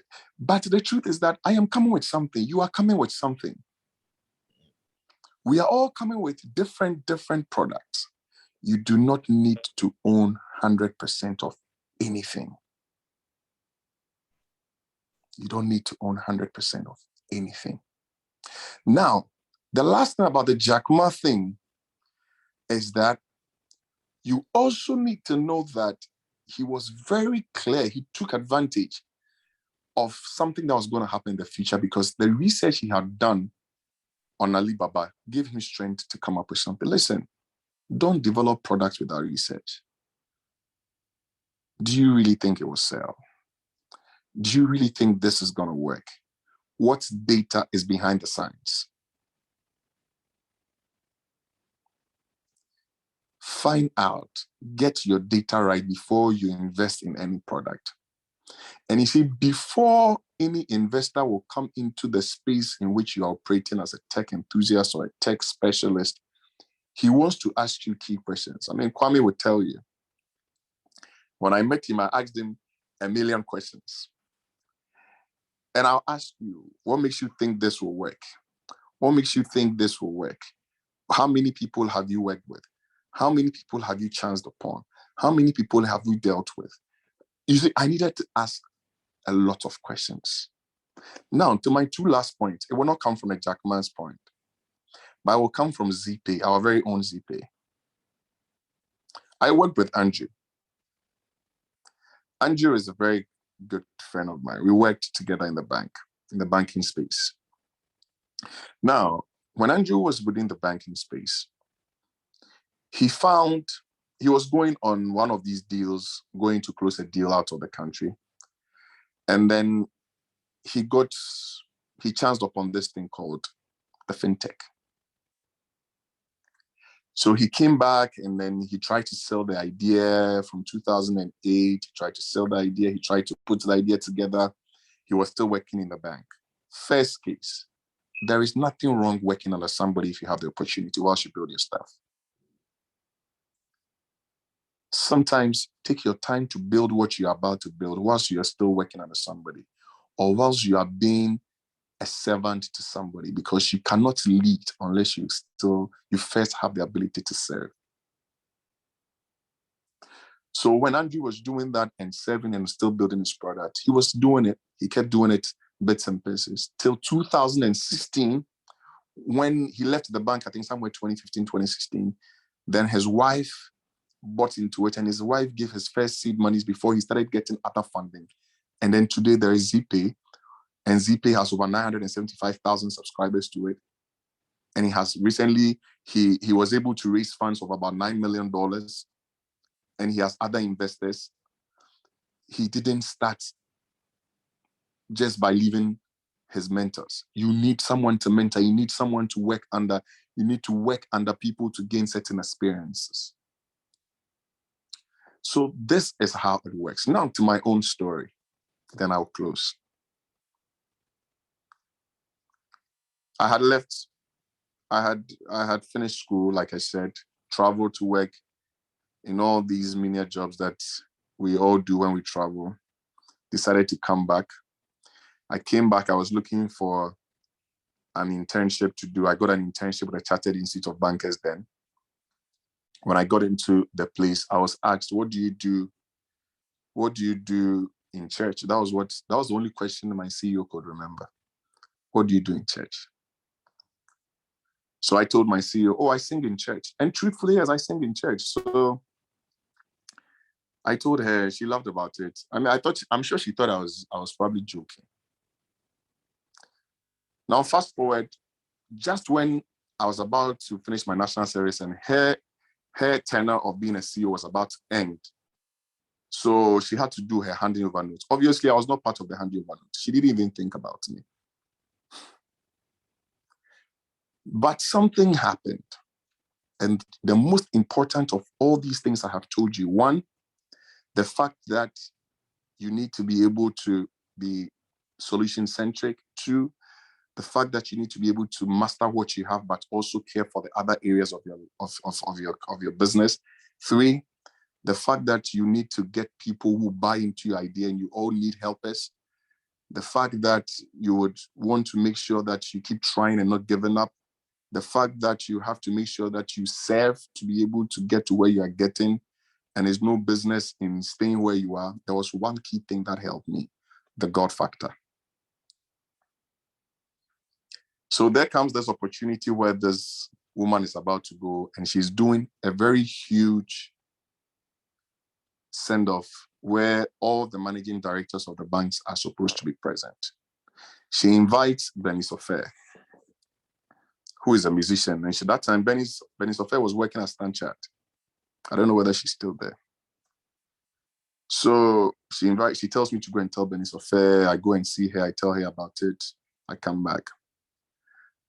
Then 2 hours before the program, Ebenezer Amankwah says that I have been called into an emergency meeting in the head office, so I'm not able to come for the program. So I'm sitting in my office comfortably chewing my coffee Brookman. And then my CEO walks into the office and says, "Oh, I remember that you told me that you sing in church. So today, since Ebenezer Amankwah is not coming, you have to come and sing."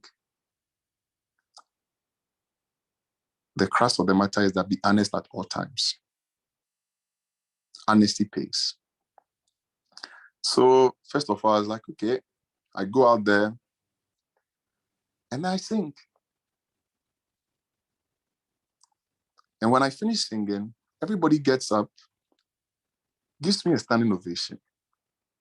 I comfortably get off the stage and come back to my seat. And that is how I landed my first job. When I finished, she put my name in a handover note. And then a role that was not existent, I was made a research officer. The role never existed. It was created.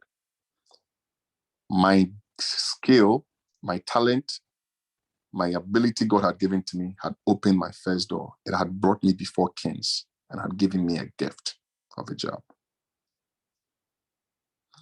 So honesty pays.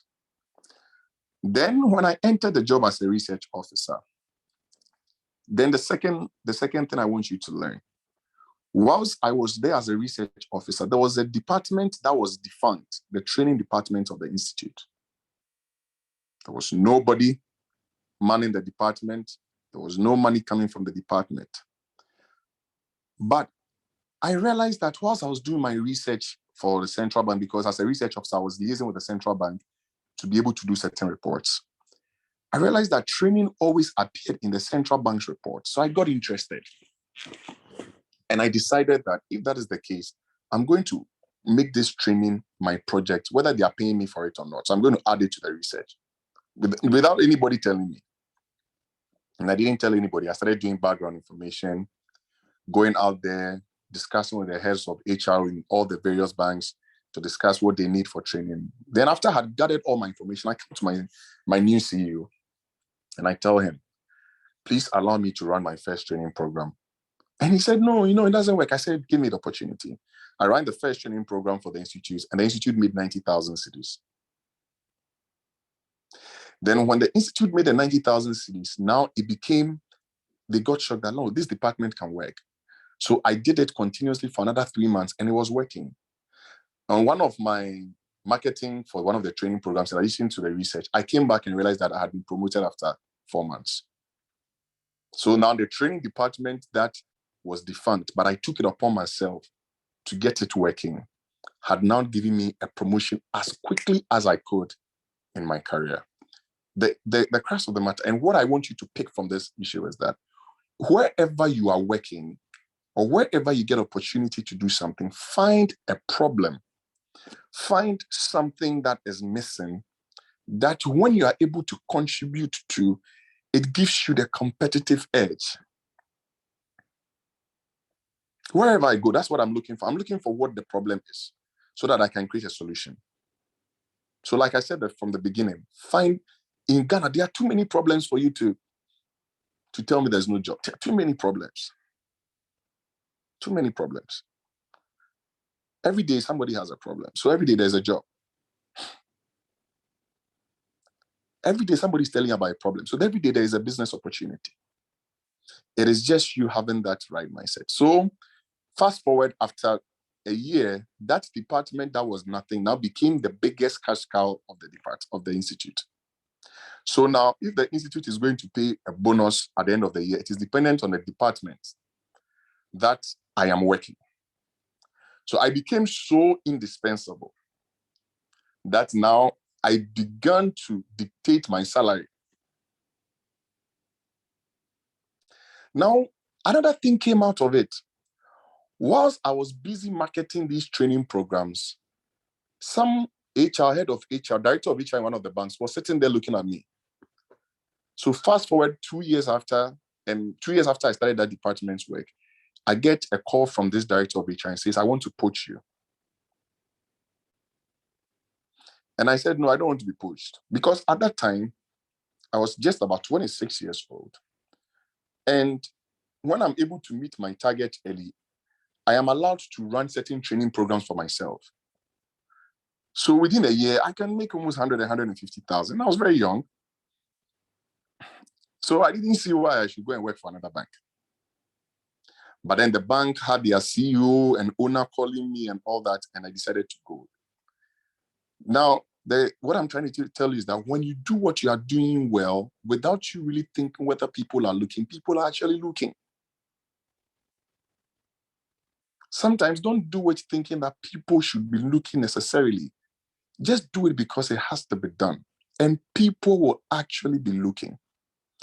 What is amazing is that they poached me, I went, they gave me my salary 600% of what I was taking. I became a senior manager in the bank at the age of 28. I became a head of department in the bank at the age of 30. I became an executive in the bank at the age of 30.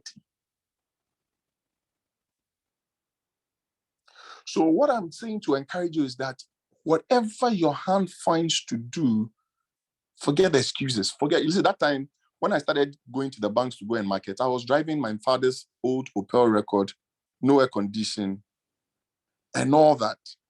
But I didn't look at all the other things. I was focused on my ability to achieve. I came to encourage you that there is a lot out there for you to be able to achieve. I know the environment in Ghana can be very crippling, can be very discouraging, can make you feel that it is not going to work. If you find a job, do it and do it well. But if you are going to go into a space of doing your own thing, one, like I said, you can first of all get your first business idea when you shift to solutions. Two, when you ensure that as a young person, you specialize in what you have, but also don't leave other areas that you need, because you need it. So even if it is basic certificates, get them. Three, make sure you've gotten your product so that people will buy into it. You don't need to own 100% of anything. So there are some of my businesses that Prince runs most of my websites. Some of the business I don't even own. I don't own 100% of it. So you don't need to own 100% of it. The third thing I talked about was that you have to learn to serve. The fourth thing, serve people. You cannot be a leader when you cannot serve. Number 5, I don't want to be spiritual today, so I'm not doing anything spiritual. Number 5, like I told you, as we said, was that don't give up. Don't give up. It's not going to be easy. Nothing. You don't want to know if I'm supposed to give up. I give up. Inflation, I'm doing one of my road projects somewhere. Inflation has shot up all this while. It's eroded almost about 15% of my profit. But doesn't mean I go and pack my things from the construction site and say I'm done. No. I pick the lessons, I continue. I used to have a concession in Sierra Leone. I employed a Ghanaian there, gave him all the resident permits in Sierra Leone. Because at that time, I was doing a lot of work. When I left the bank, I was doing a lot of work with the current president of Liberia. So I was spending a lot of time in Liberia and Sierra Leone as well. And then the young man I took there, he charged my money. But did it stop me? No. I kept pushing because I can't give up. I don't have the spirit of giving up. I believe that it will definitely work one day. I came to encourage you this evening. To be a leader, especially a tech leader, there are things you need to do. And I want to advise you, it is possible. It's not going to come easy. It's not going to be easy. It's not going to be cheap. It's not going to be without any sweat or any tears. There are days I have cried. There are days I've wept. But I'll tell you the truth is that the end results is exciting. Thank you very much. Wow, this has been an amazing session. Thank you so much, Cleveland. This is loaded. So, guys, let's take questions. If you have a question now, just put it in the chat or raise your hand, and I will call you to ask your question. Now, it's question time. So, or you are still you had a lot of deep things. You are still digesting that. So question time. Anybody has a question? While we wait for the questions to come through, so this workshop we're doing is a series of workshops that we're doing. This is happening today. Next week, Friday. Next week, Saturday, is another one happening. Happening at. So it's good. It's a hybrid. Okay, Nuni has a question, so let's take Nuni's question. Nuni, ask your question. Yeah, hello. Please, my name is Nuni K. From Tech. Okay, so I've gotten an opportunity to have a mentor over. I think it's 9 months now since I got a mentor, and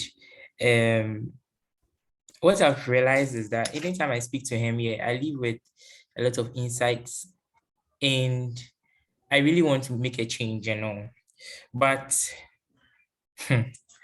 when I think about the kind of responsibility I have right now as a third-year KNUST student within 9 courses, and I'm also in tech, so you have to learn outside the box and all. So like there are a lot of things you want to do, a lot of things you are learning at the same time. So it's very, very, very confusing. And you actually don't know where to go to, right? You actually don't know where to go to, where to focus on and all. My question is very simple. As a student, how do I find the acceleration to do what I want to do? Because there are so many things we are doing now, so many fields now, and I want to explore all of them and find which one I love so that I can focus on it. And I also have to work on my social life. I have to work on experience and all. So like it becomes a lot. How do I find the acceleration to actually start something and finish it and be able to do a lot too? Yes, that's my question.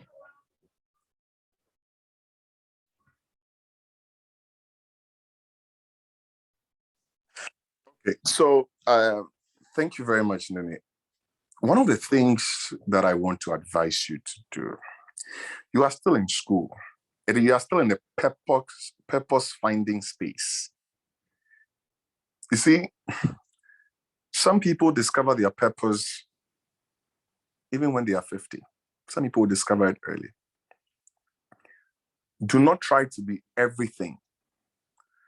Try to take your time to discover the purpose. I heard my brother Prince talk about purpose finding, you need to be conscious about it.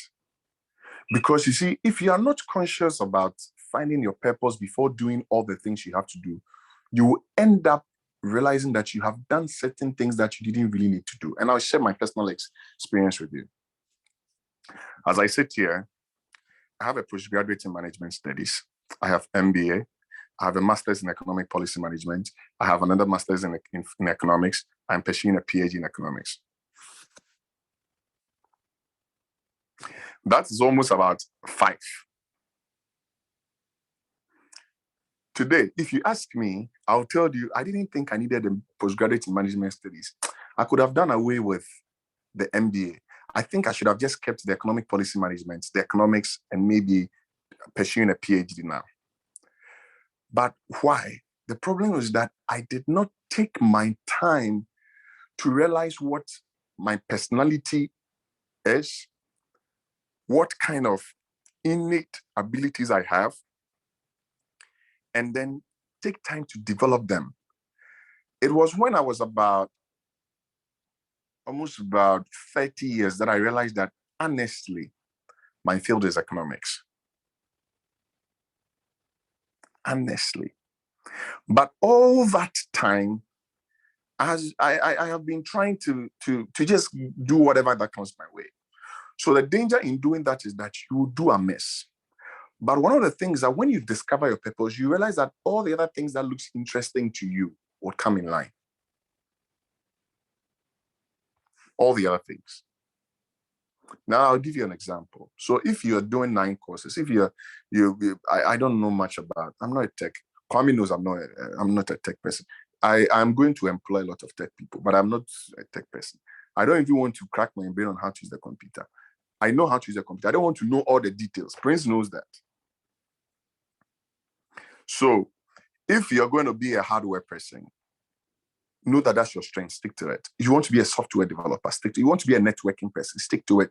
If you want to be, listen, and then build other capacities in all the other areas that you are not a champion in, just to know. But you cannot be a jack of all trades, else you become a master of nothing. So I am sure out of all the things that are catching attention, there's one that you are crazy about, whether you like it or not. Do a meditation tonight. And there's one that all the time it resonates in your heart. When you're in your bathroom, when you're quiet in your quiet space, it comes to your heart. You are passionate. You're always looking to listen to something about it, read about it. You are there. That is where you are going. There's something anytime you are praying, the Lord drops in your spirit. That's what he's talking to you about. Now, when you discover your purpose, the rest you were talking about is called the work-life balance. Now, let me advise. I have come to experience something, and I want to advise the youth. Consistency is always better than intensity. Read what I just write it down. I said consistency is better than intensity. Now, I run almost about 5 businesses, but I still manage to wake up very early in the morning and do my 2 hours of prayer, my 1 hour of the word, my 1 hour of the gym, have my bathing time where I listen to one inspirational business person every day, get ready, get to work, and consistently. So I touch every bit of my life. I know that on Wednesdays, I do evening service. On Fridays, I will do another evening service. But Monday, Tuesday, Thursday, I spend time with my family. I know that so you need to have a properly planned life. And that will be done by consistency. Thank you very much. Wow, that's an amazing one.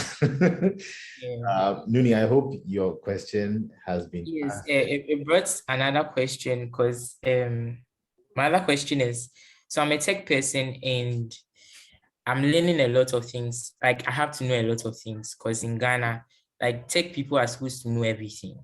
right. They don't really care. I already know, but go ahead. They don't really care about them.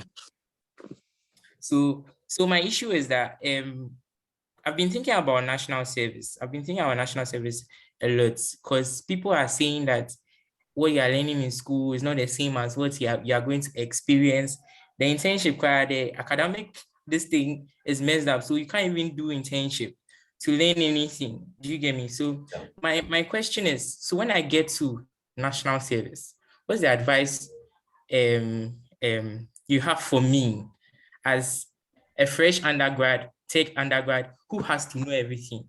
Which kind of answers should I give to my supervisors? Like if I don't know, like genuinely, you want to know some things, genuinely. Am I going to tell the person I don't know? How am I going to act around my supervisors so that they see that I have a drive? Yes, that's my question. Okay. I'll attempt to, and I hope that if Kwame also has, you see, when somebody says you need to know everything, and I understand what you mean by I'm a tech person, I'm expected to know everything. Obviously, there are other areas. Yes, you have to know everything, but one of them interests you more. So I'll give you, I'll scale it down to my area.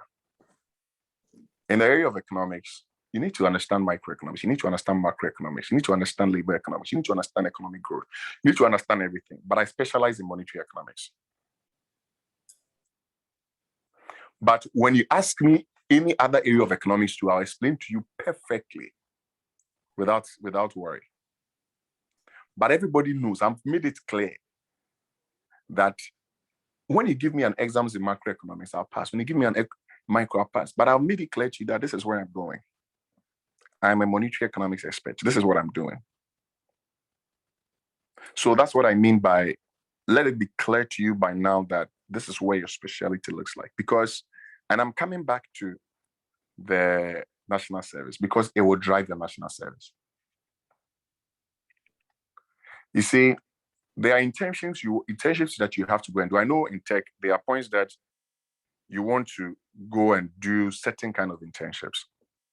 Listen, it will be easy if you are very clear that my area is networking. This is what I want to go into. So I'm going to look for an internship around this area. When I finish, I'm looking for national service around this area. These are the companies that are doing what I do best. This is how I want to go into it. Then you start working on it. You work on it with networks. Sometimes you go there. Sometimes you know somebody who knows somebody who knows somebody. And do they also know you? Because it's no more who knows who you know, but who also knows you. Then you go and create the path to enter. Just go and learn. Forget about the money. Just go and learn. The money will come later. I hope I've been able to answer you. Nuni, maybe Prince, please go ahead. Prince, go ahead, please. Yes, Kwame. So I want to touch on one of the questions that my brother asked. So Eben spoke about honesty. And I think your question was when they ask you, do you know this? Are you going to be frank to tell them, I don't know? What if they tell you, hey, so you don't know anything and you're here? You know, that kind of thing. So I remember my first internship, I did it at Voltic, at the IT department. And I was in level 100, University of Ghana, studying computer science. And I remember when I got there, they were like, hey, Legon boy, you know, Charlie, we know that you people, you know. But I didn't know Jack, to be honest. I didn't know Jack. One time, the guy was, my supervisor was going office to office formatting computers. And he asked me to follow him. When we got to the first office, he asked me, Prince, you can format a computer, right? My first inclination was say yes and go and Google or something. You know, but I was like, no, let me just be honest. I don't know how to do it. Honestly, it was very difficult because when I got there, there was a certain, you know, hype they had given, you know. So I just told them, oh, I don't know how to do it. I know it in theory, but I don't know it practically. And that was the truth. Can you believe he didn't say anything? He just sat me down, showed me how to do the first one, the second one. And since that day till I finished my internship, the guy taught me every other thing. Everything. He didn't treat me as, you know, a Legon computer science, but he taught me, and that was really, really helpful. So I think it pays to be honest, to just tell people what you know at what point in time. Yeah, thank you. Awesome. Thank you so much, Prince. So just to add a little bit to what Prince and everyone said. Nuni, you see, tech is very broad. You can't know everything in tech. My wife will tell you recently, I decided to pick on a certain programming language. At where I am right now, I still want to learn programming languages. I decided to pick on a certain language and learn.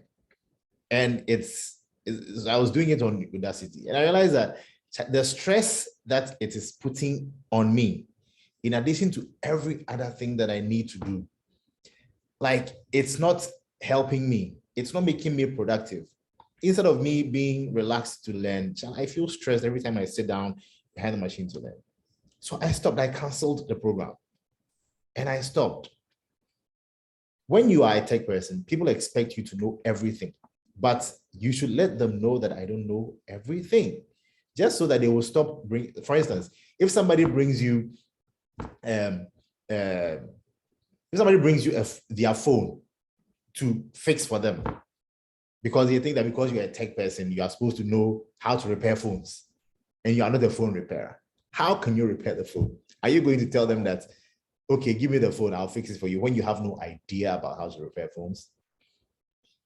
And if you are able to figure out which area in technology, I'm pretty sure by now, there are things that come to you naturally. Like there are certain areas in tech that you enjoy. Those places, like when you hear about them, it brings a certain joy inside of you. That is where your focus should be at the most. It could be development. I know a friend who can write code like his head is not there, but he doesn't love to write code because he says it is stressful. He wants to be in cybersecurity.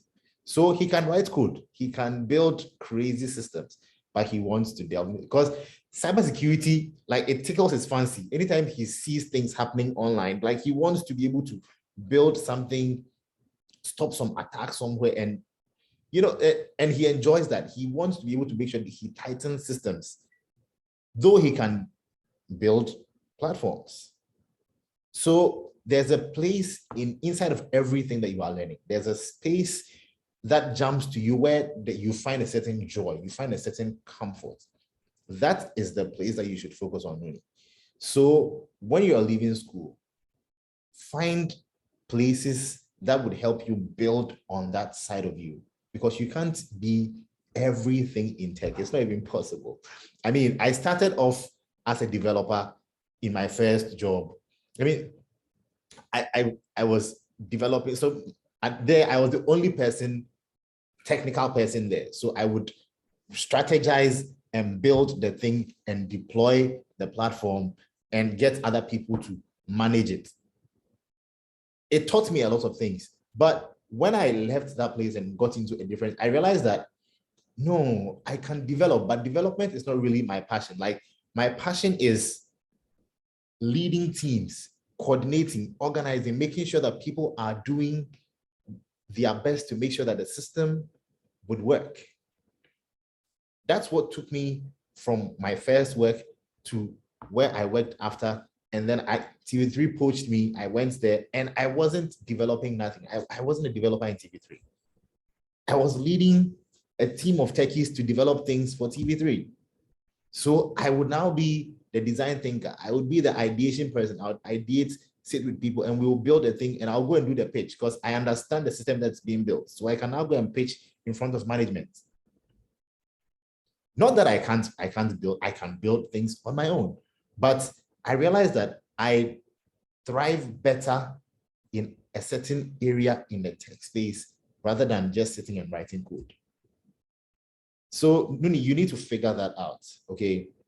I think Prince wants to add something else to it. So maybe Prince, you should do that. And I have a couple of questions in the chat. We can answer them and then move. Oh no, it's the old hand up. Okay, okay, all right. Esther asks the question, please, how exactly do you get into self-discovery journey? How do you find out what your passion exactly is without having to try out all the other options you have? I think I'll let Prince answer that.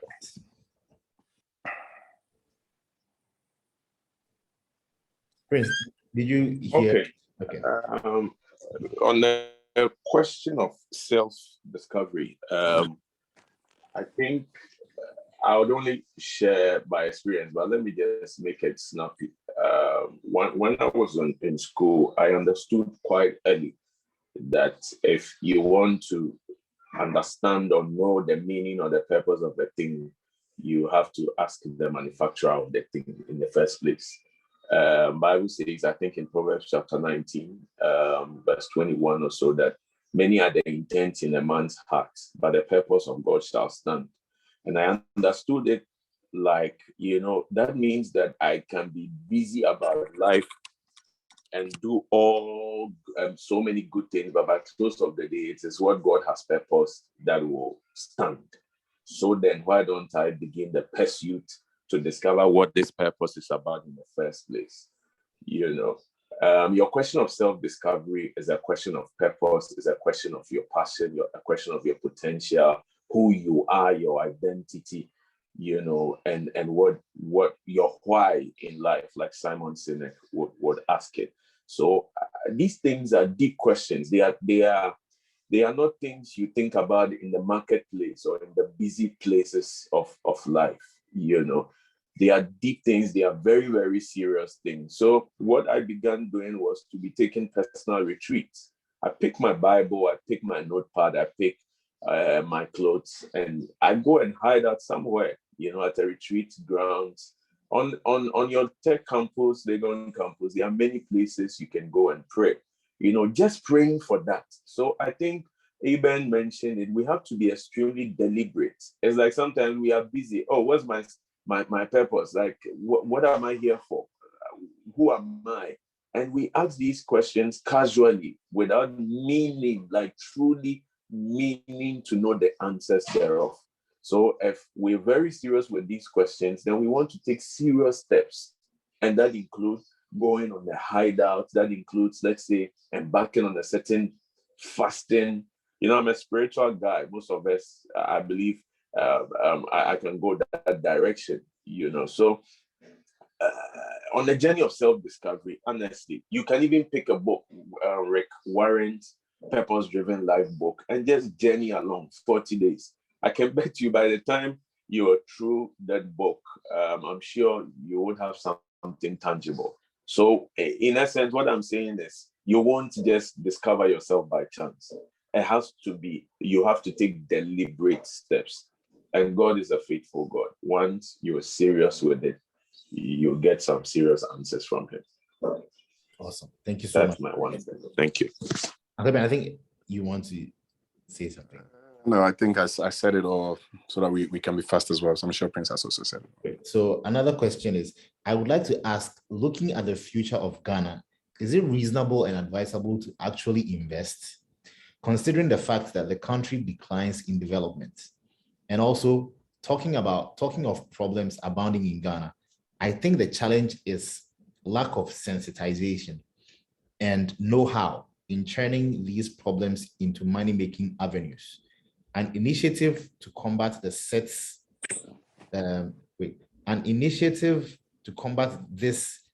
the country and most individuals on the right path. Also, Mr. Eben, what's your take on availability and accessibility to resources in Africa? Should I take the question again, or you got it? No, it's fine. I'm sure. Let me look at. I'll pick it one by one. Is it advisable to invest in the country? You see, every year we do progress. It's just that our progress is very slow. We progress as a nation. It's just that our progress is not as quick as we would have wanted it. Do you get it? Also, one of the things I have said, and I think yesterday, it's very, very coincidental, but yesterday I had this conversation with someone that, because a friend of mine was saying, I want to move to a particular African country. I'll not mention the name so that I don't have to denigrate them, but a particular African country. And he was telling me that, it's better, their standard of living. I said, listen, it is one thing moving because of the figures you have seen, and it's one thing living there. Now, if you have traveled across Africa, you come to realize that Ghana is among one of the top 5 African countries, especially West Africa. In West Africa, we are just about the top 2. So when people criticize Ghana and think that Ghana is not a place to invest, it's because of reference point. Because you have not traveled to the neighboring country. But I encourage all of you, instead of you thinking about UK, US, Canada, I'm praying, and I encourage all of you to take trips to Togo, to Liberia, to Burkina Faso, to Cote d'Ivoire, and you realize that there is a reason why anytime they are looking for the destination, the trade or investment destination for Africa, Ghana is always one of them. So yes, my advice to you is that Ghana is a place to invest. Close your mind. The politics, forget the politics. The politics there, if you follow the politics, you won't do anything. Forget the politics. Ghana is a place to invest. And that is why these guys keep investing. Listen, last year, the return thing that they do every Christmas. Your return. Almost 400,000 people. It's not a joke. There is a reason. So please, Ghana is a place to invest. The second thing he talked about is, can you tell me? He was talking about. He said, considering the fact that the country declines development and talking about problems abounding in Ghana, I think the challenge is lack of sensitization and know-how in churning these problems into money-making avenues. Okay, so the country does not decline in development. The country has not learned how to make sure that their currency is stable. And because the currency doesn't get stable over the period, it always eats into other things. And it's all because we are an import-driven country. And even if we become a country that is producing our own stuff, one of the problems we face is the mindset to even accept the things that we produce in the country that we are in.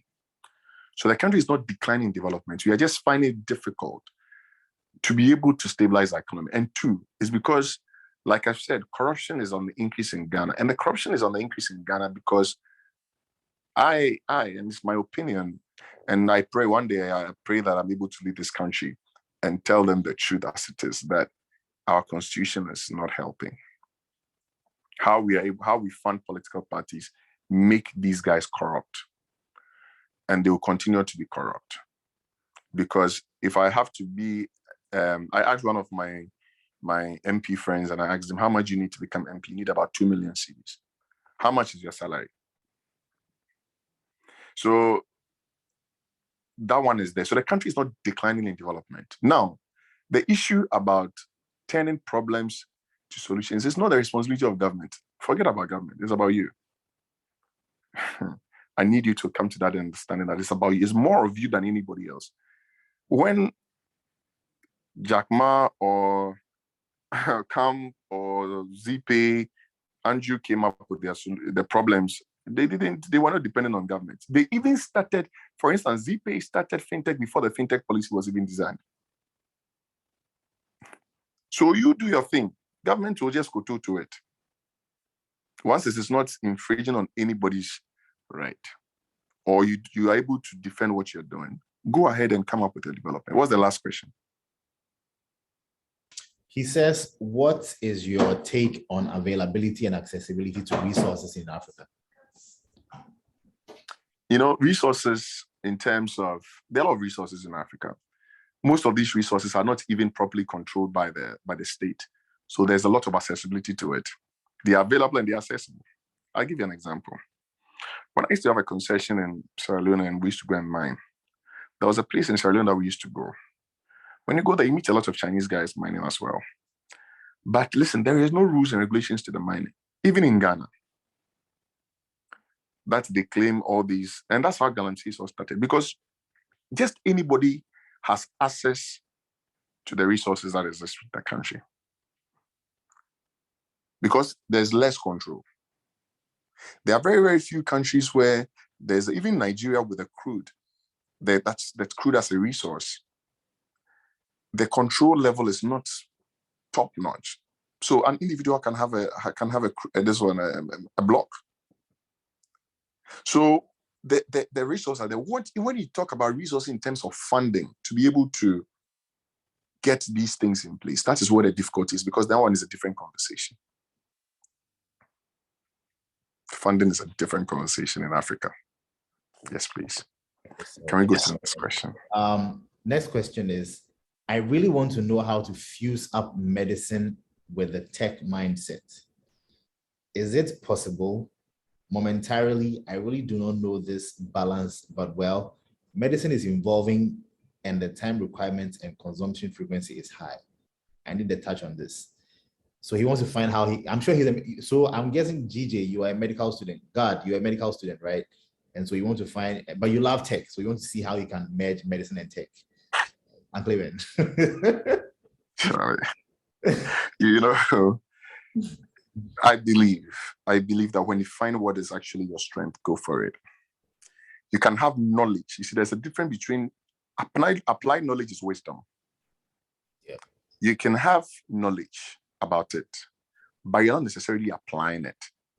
But I believe that when you're a very, very good medical student and you have the knowledge around the tech space, you can employ tech experts to apply their knowledge for you. But this time, you're able to tell them what you want. I hope, Kwame, you get what I'm saying. Yeah. You're able to tell them that, listen, I want to develop an e-medical platform. So this is how I want it. This is what I know exists, but this is how I want it to be done. I think that you can develop something, then I can just plug it in. So then you know what you're talking about because you have the knowledge, but he has the practical skills. You cannot do everything. There are lots of things. Listen, I have a construction company. I'm not an engineer. But I have engineers. Listen, oil, I never did anything oil and gas. You understand? Like I said, I love fintechs. I love it. But I'm not a tech guy. So I know where to play where I want, and then I get help of others. That's why I say you don't need to own anything 100%. So my brother or my sister, is medicine you're doing, go for gold. But as you're doing it, when you get to your spare time, read wide about tech so that you have the knowledge base in it. But when you want to go into the business of tech and medicine, employ somebody or partner with somebody. Awesome. That's exactly what I was about to say. So God, this is what it is. You don't have to be the techie. So in every tech startup, there are three people. So there's the hustler, there's the visionary, right? And then there's the techie, and then there's the hustler. So there's the hustler, and then there's sort of like a business manager or like a business development person, right? The visionary doesn't have to be the a technical person. So you are in medicine, but you love tech. So you have to find two other people that can share in your vision, one person that can develop it for you, another person that can sell it for you. So you bring the vision, let the technical person develop the vision into a product for you, and find one person that can sell, if you are not a salesperson yourself, one person that can sell it for you.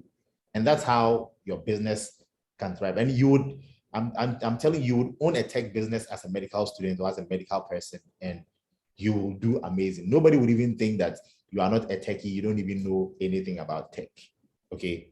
And that would work. Joshua, you said you wanted to add something to Nuni's thing, so let's just do that real quick and then round up from here.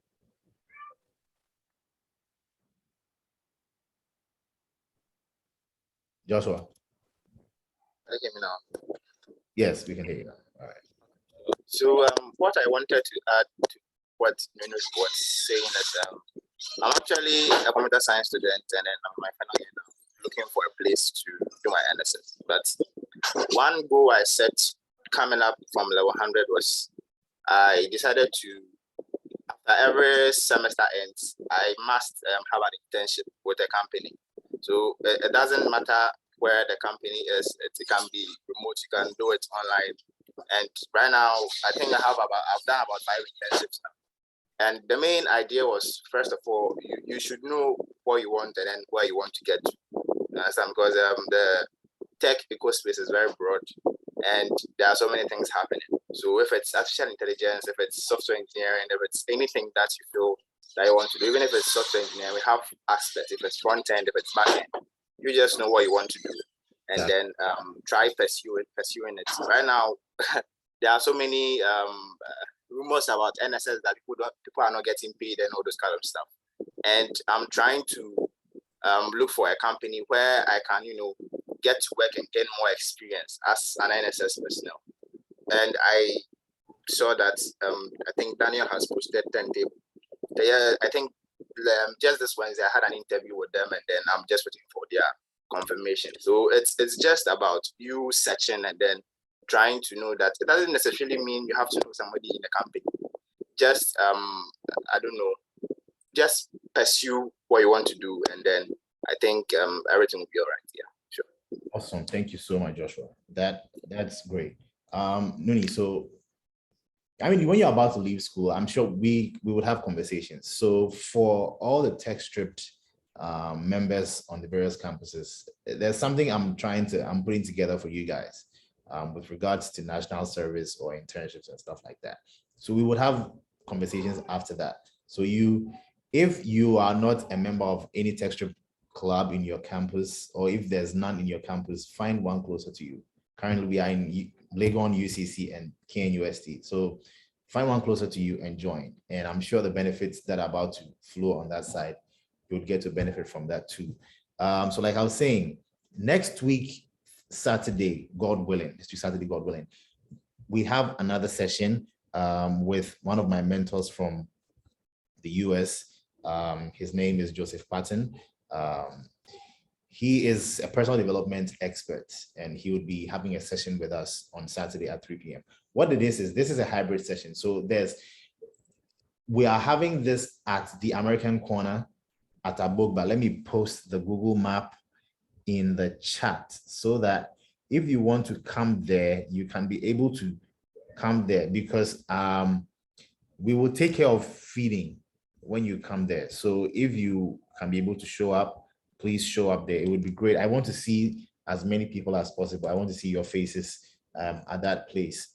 So he will be joining us on the web, but he'll be speaking to us as a live audience in that space, right? So kindly come through when you can. It's also at 3 p.m. the same time we started today's session, at 3 p.m.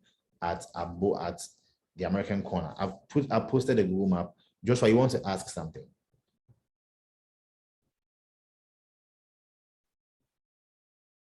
Joshua, you want to ask a question? You keep raising your hand, or you lowered it now. Okay, so this would be happening next week. So tell your friends to tell another friend. I mean, how today's session was, I'm pretty sure you all enjoyed it. Next week is going to be another fire one. That would be great to have all of you to join. Now, the last part of what we will do before we leave here is I have posted a form in the chat. Kindly fill the form for me. I need feedback from this session today.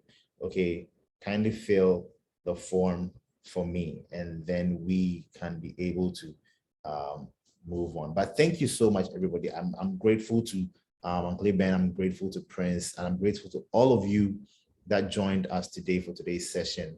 Next week would be another fire one. I'm grateful to all of you. I hope to see you again next week when we are on again on this Raising Tech Leaders for Change series. God bless you and enjoy your evening. I'll see you soon. Bye-bye.